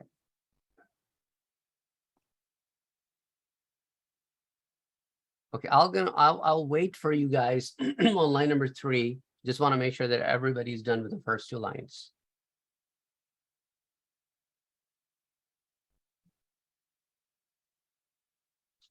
Give me a green check as you guys get done with the first 2 lines. Because line number 3 is where things are a little different. So that's why I want to make sure that everybody works with me line number 3 onwards.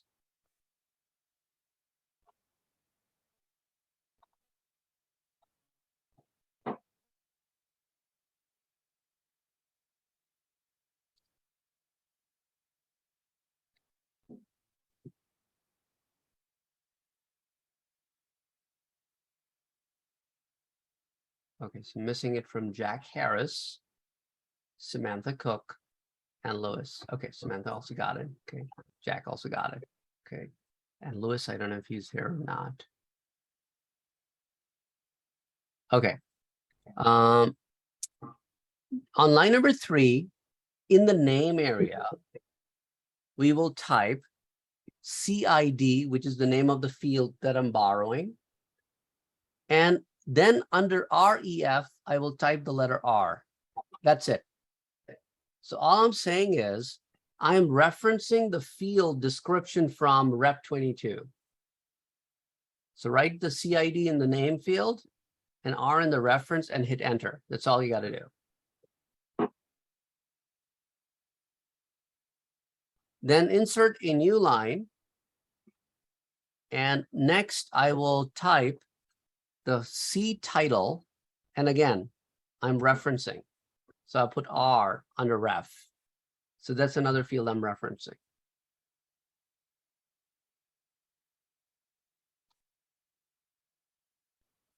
Then I will type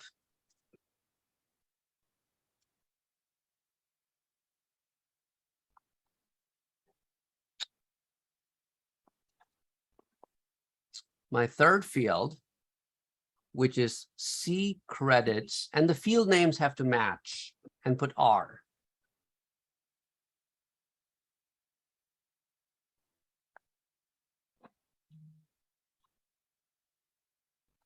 So all these 3 fields are referenced fields.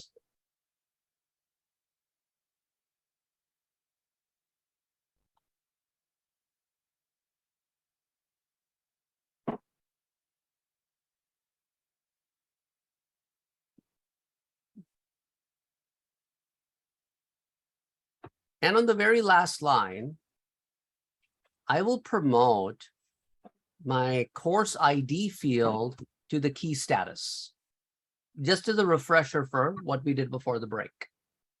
And you can do that because it's what it does. It borrows the field description during runtime. So just because it's a reference field doesn't makes it any less than the regular field.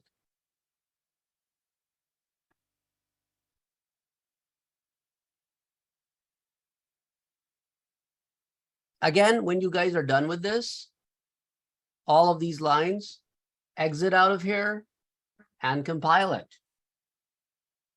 and display message, and then give me a green check that you have gone through all the phases.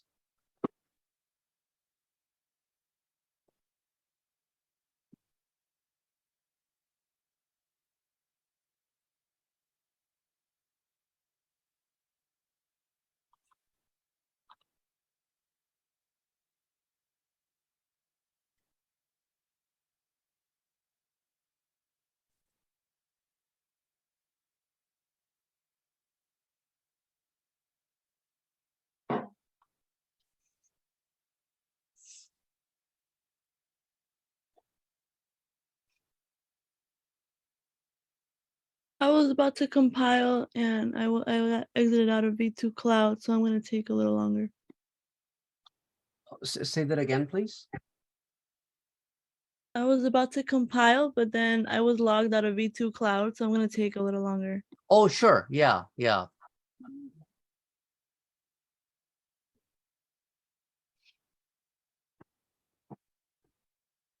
So it says my member was added, but I don't see it in the compile area. Hit F5 to refresh the list because you were already sitting there. Does it shows up now? After you press F5? Yeah, it does. Thank you. Okay. So if you're already in the PDM on your exit, you just had to hit F5 to refresh the list. Mine is saying the following object already exists for the compile operations. Oh, you might have already compiled it once. So when you're trying to compile it again, that's why it's complaining. Okay. Okay. So there's a quick way to check this. Who has the problem? Chris, you do? Yes. Okay. So Chris, go ahead and share your screen with me. And let's check to see if the object was created or not.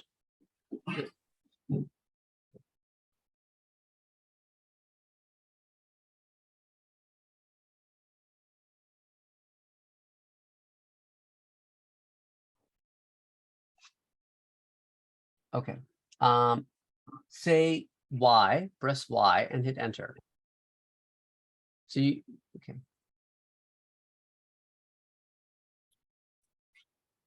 Is it not letting you type Y?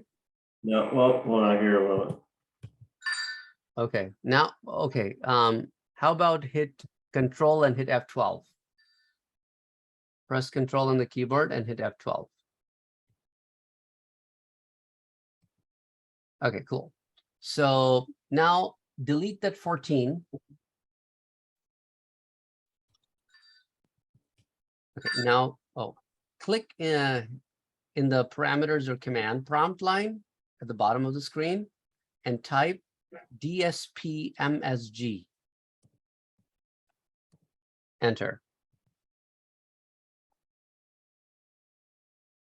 No, it's not there. The course is 22 is not there. Okay, hit F3.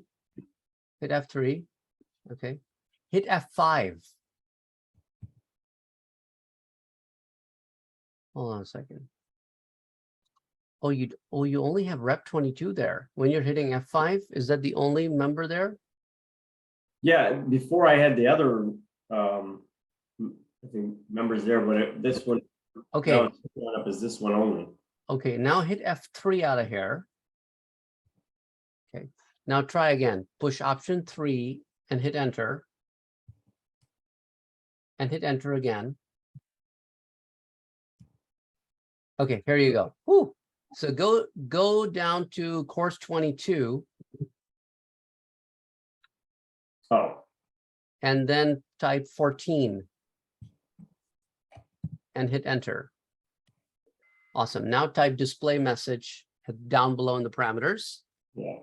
And then hit enter. Awesome. It's compiled normally.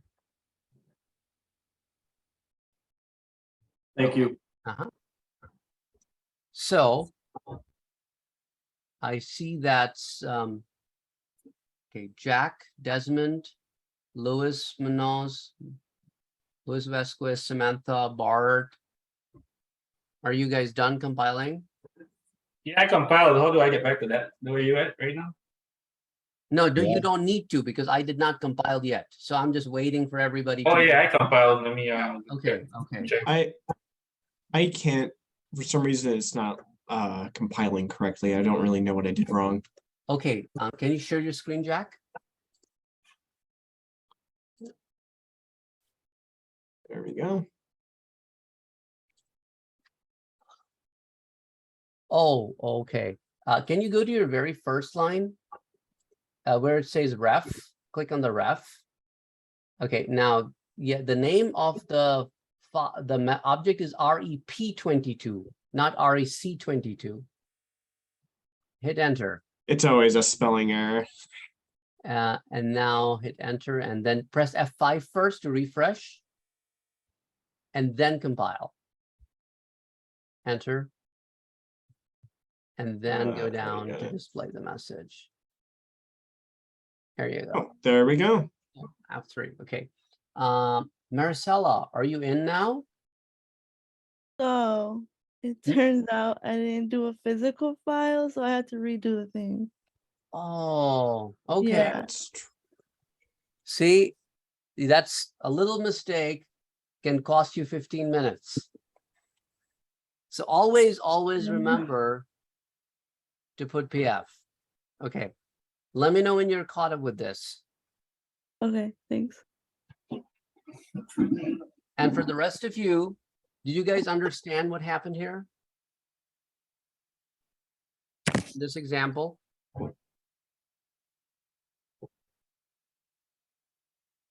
Yes. So if you look at this week's homework assignment, go ahead, go to unit number 6 and go down to the homework assignment and read the homework assignment. And let me know if that makes sense to you. Yep.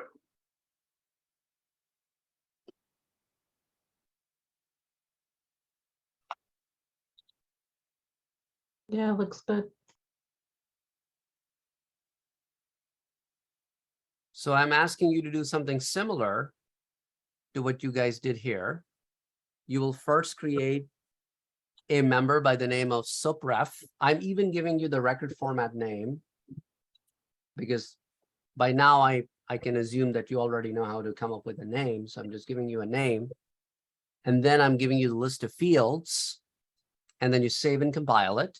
And then you create another member called supplier. And then you establish the reference between the two. So I'm giving you steps. The reason I'm giving steps because many years ago, when I first created this assignment, I just wrote, and then people missed on step number 1 from the second member, or they would miss on step number 6 from the first member. They would save the first member and right away would go and create the next member. So compiling is very important. So please follow it in steps. That's why I gave you steps. Okay. And then I wrote something in the red color here. Don't forget to create the record format name for each physical file member. Why did I have to do that? Because sometimes when people get excited, they forget the record format step. And some of them actually promote the first field to the record format. And then I'm getting emails. I did everything correct. The system is broken. Why my file is not Hey, you got to follow the steps.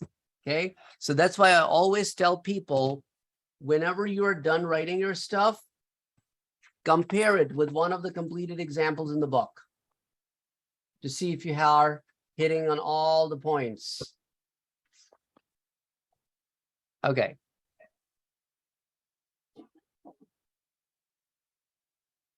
And then you also have a review. So you have two things to work on this week. You have a review number 4. And then you have an assignment number 4.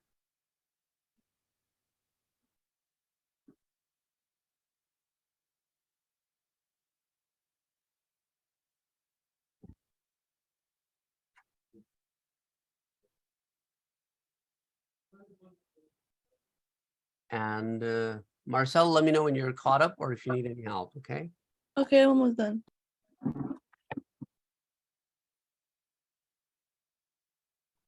In the grades, there's a quiz 5 due on October 22nd, 2021. Is that just Don't worry about it. Actually, I slowed down for a week a little bit, so some of the stuff is a week off. So only go by the units. Yeah, don't worry about the other items.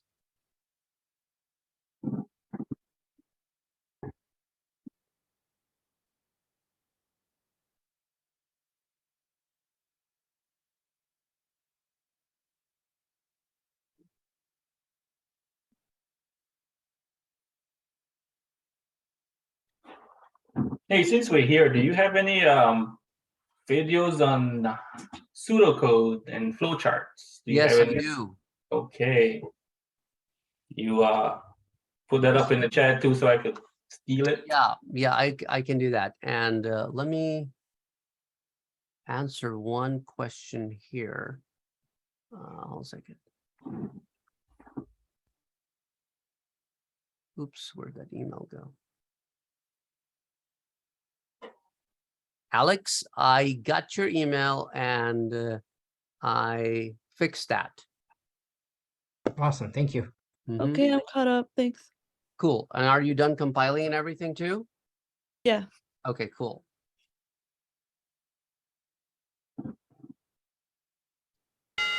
Okay, so guys, now I will paste it in the chat towards the end of the class. Okay, Desmond? Yeah, no problem. So guys, let's create another member here. And this member will tap into the remaining fields just so that you can see one more example. So we type STRSEU and we press F4. The source file is still FA22 initials 1. The library is still current library. The source member now is called cust22. And the source type is PF.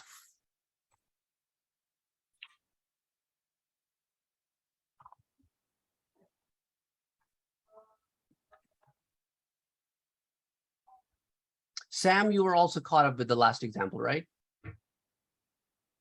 Which one? Me? Yeah. Sam Hugginson. Yep. Yeah, I'm okay. good. Thank Okay, you. cool. Awesome. No problem. Cool. So after we type all this information, you simply hit enter. Don't forget the source type PF. What is the first thing that I do when I'm creating a reference? got a reference? And where do I type that? Function. Functions. Very good. So we go and do ref, and that is rep 22, and hit enter.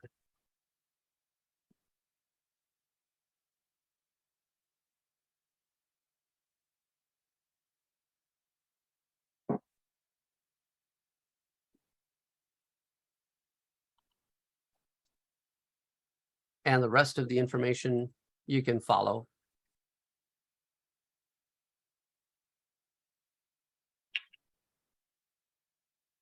I'm using ref R because this is a borrowed field.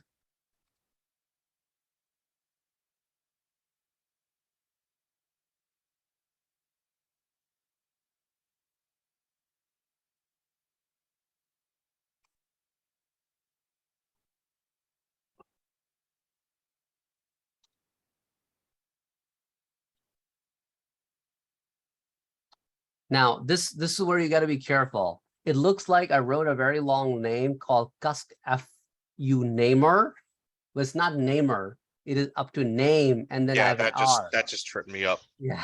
I was like, wait, oh no, I went into R. Oh wait, did I spell it wrong? So, and then I wrote some description in the text. I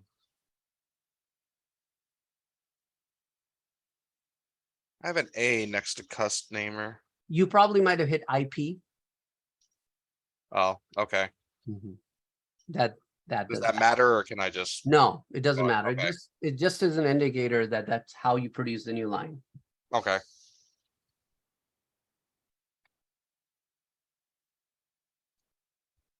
Okay, I'm going to add a couple more fields. One of them will be cust city. Okay. And now this is where I'll do something different.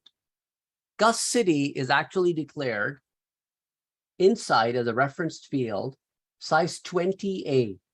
But let's say for whatever reason, this particular specification requires 25A. So I cannot go with reference, and I can just put 25A. That I'm not going with the default. I want to go with my own. I could do that. Okay. And then let me add another one here, which is a new field, which is not in the referenced. I could actually do that too, that I want to add more fields than coming from the referenced.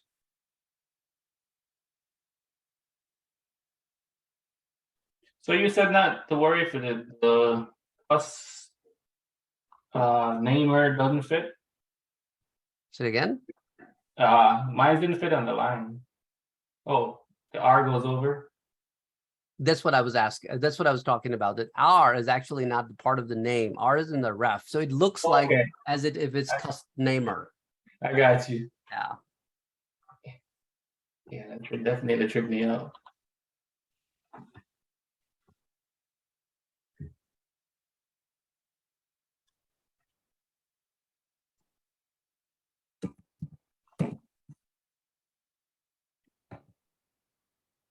Again, the same process as you get done typing this, exit, compile. If you're going into the PDM, hit F5 to refresh the list, compile, display message to check that everything went through normally.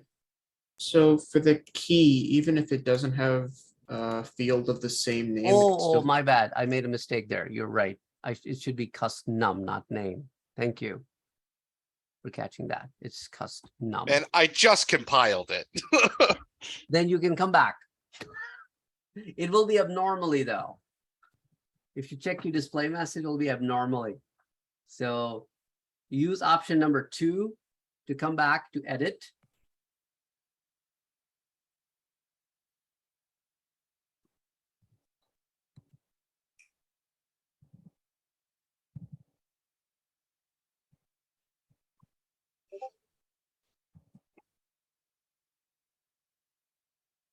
I messed up somewhere. I have a green highlight. Whichever line you messed up, compare that line with my line. And if you still can't figure out, then we can have a look at it. What do we edit if it compiled abnormally? You come back to the PDM screen, and then you choose option number 2 next to that member that you want to edit, and hit enter, and then it will open up again for editing. Yeah, I'm here, and it looks the same. So, oh, okay, never mind. I gotta remove a letter. How do I go back to? Yeah, line number 7 is where I made a mistake. So I wrote cust name instead of cust num. Yeah, I see that.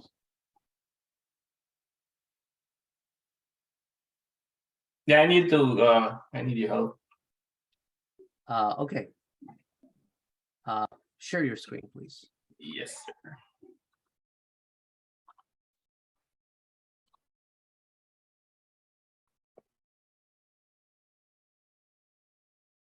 Seeing it? Yeah, can you press F4 on that, please?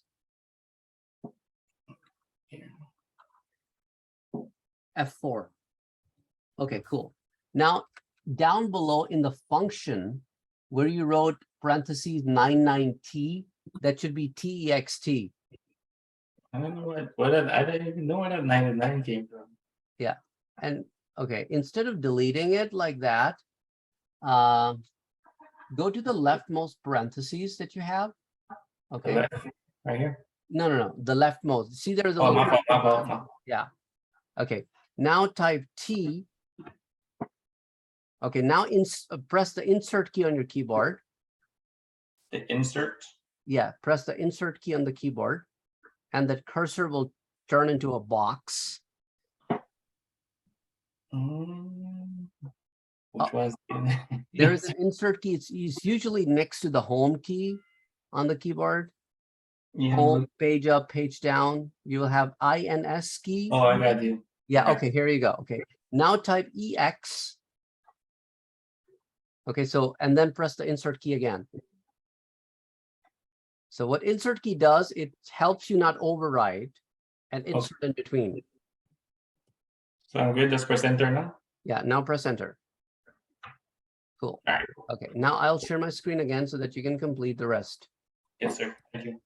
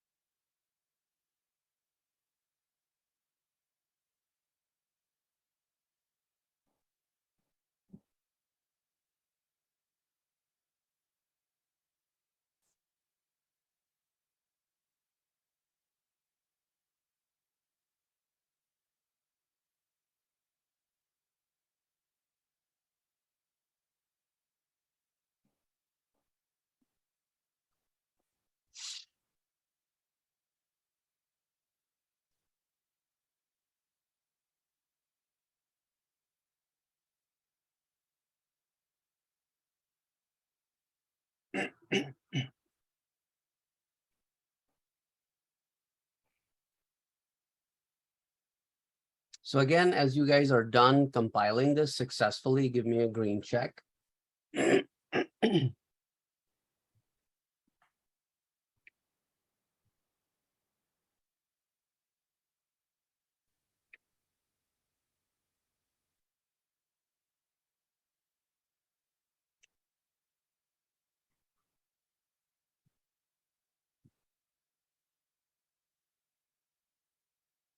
Samantha, is everything okay, or are you still just coding?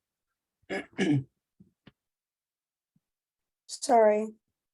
Oh, you got it. Okay, cool. So I know Desmond is still coding.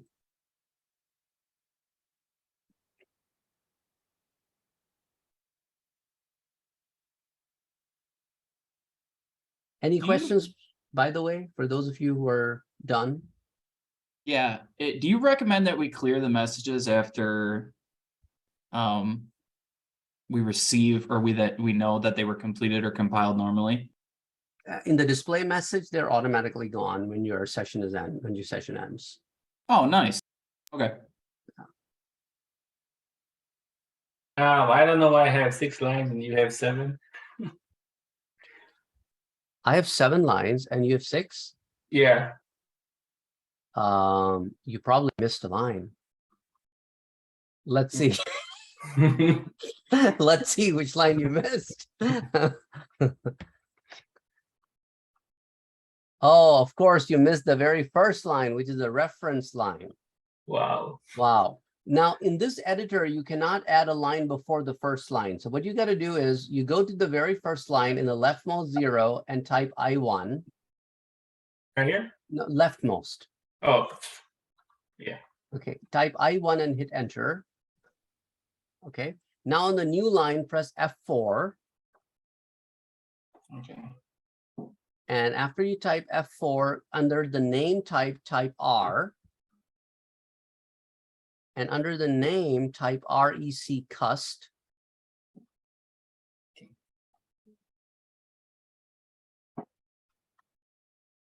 And hit enter. Now go back to your first line. Click the first line, the very first one, and hit F4 again. Okay. Now delete, delete R. Delete the cust. Sorry. Press Control. Okay. Delete the letter R and delete the rec cust.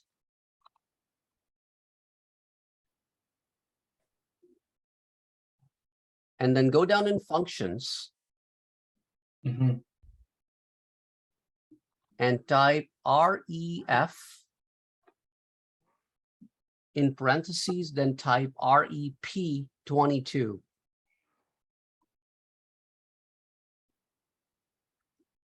And close the parentheses and hit enter.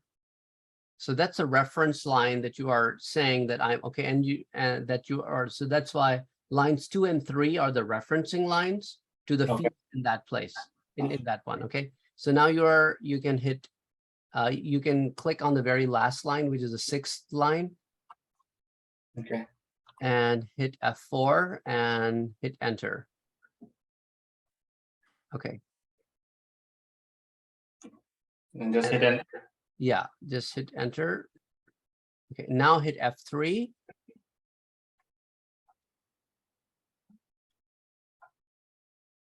And then hit enter again. Then choose option 3. Enter, enter. Okay, enter. And now go down to, oh, no, go back to option 3 and hit enter. Okay, enter. Okay, now go down to the item that we just created, cust22, and compile.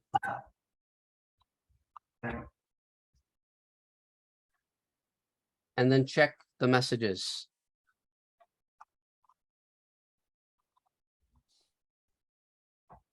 No, DSP? no. DSP, yeah. Enter. No, it's DSP MSG. I'm telling you guys, Desmond is holding you. Oh my god. All right. It's done. Okay, cool. Sorry. Sorry, guys. Okay, so now Desmond, if you look at the chat, I just shared with you guys, and for the rest of you also, this is a tutorial that I created many years ago. I mean, like, it was long time ago. So, however, this was when we used to teach Visual Basic and Intro to Programming. But the first 3 tutorials in this playlist are about pseudocodes and flowcharts. Okay. And I think in tutorial number 5, also, I'm showing how to convert pseudocode into VB code. But again, you know, that was, you know, you can get some ideas to how to do that. Yeah, I know to do the stuff. It's just sometimes I miss one step and it costs me hours of trying to figure out what I did wrong. Yeah, so I mean, like, those are the 3-4 videos that I did on pseudocodes and flowcharts. Okay, I'll check them out for sure. I guarantee you I will check them out and give you feedback too. Cool. Yeah. And again, you know, that was done years ago. That's all right. I'm pretty sure it got you to where you are, so I'm pretty sure it's gonna. Yeah, I mean, you will see that they were created in 2014. Yeah, that's all right.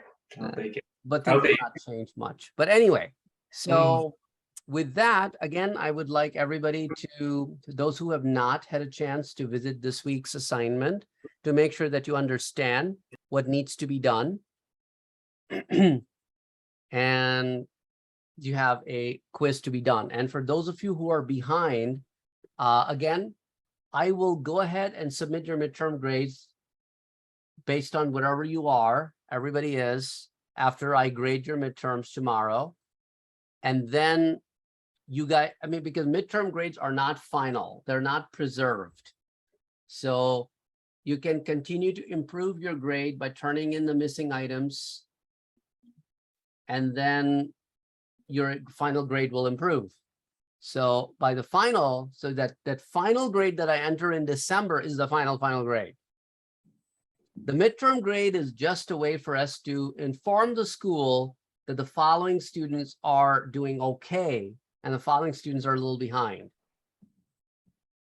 So that sometimes the advisors will hop on and will check the midterm grades and will then try to connect with the people who are having a little bit behind midterm grades to see what's going on. So that's our way of making sure that you're all on track. So several people get connected with you. So don't freak out if your grades are lower and you know the reason that's why they're lower, and you continue to work on the missing stuff in the next week if you are behind. Okay? At least in my classes, that's my strategy. For other instructors, you ask them. All good? Okay, so for those of you who are behind, do you have any questions? Or you understood the process? Yeah. I have a quiz that I didn't do so well on. Do you think I would be able to redo it? You cannot redo the quizzes. In my Okay. classes, you cannot redo the quizzes. That's why I give you guys open book, open notes.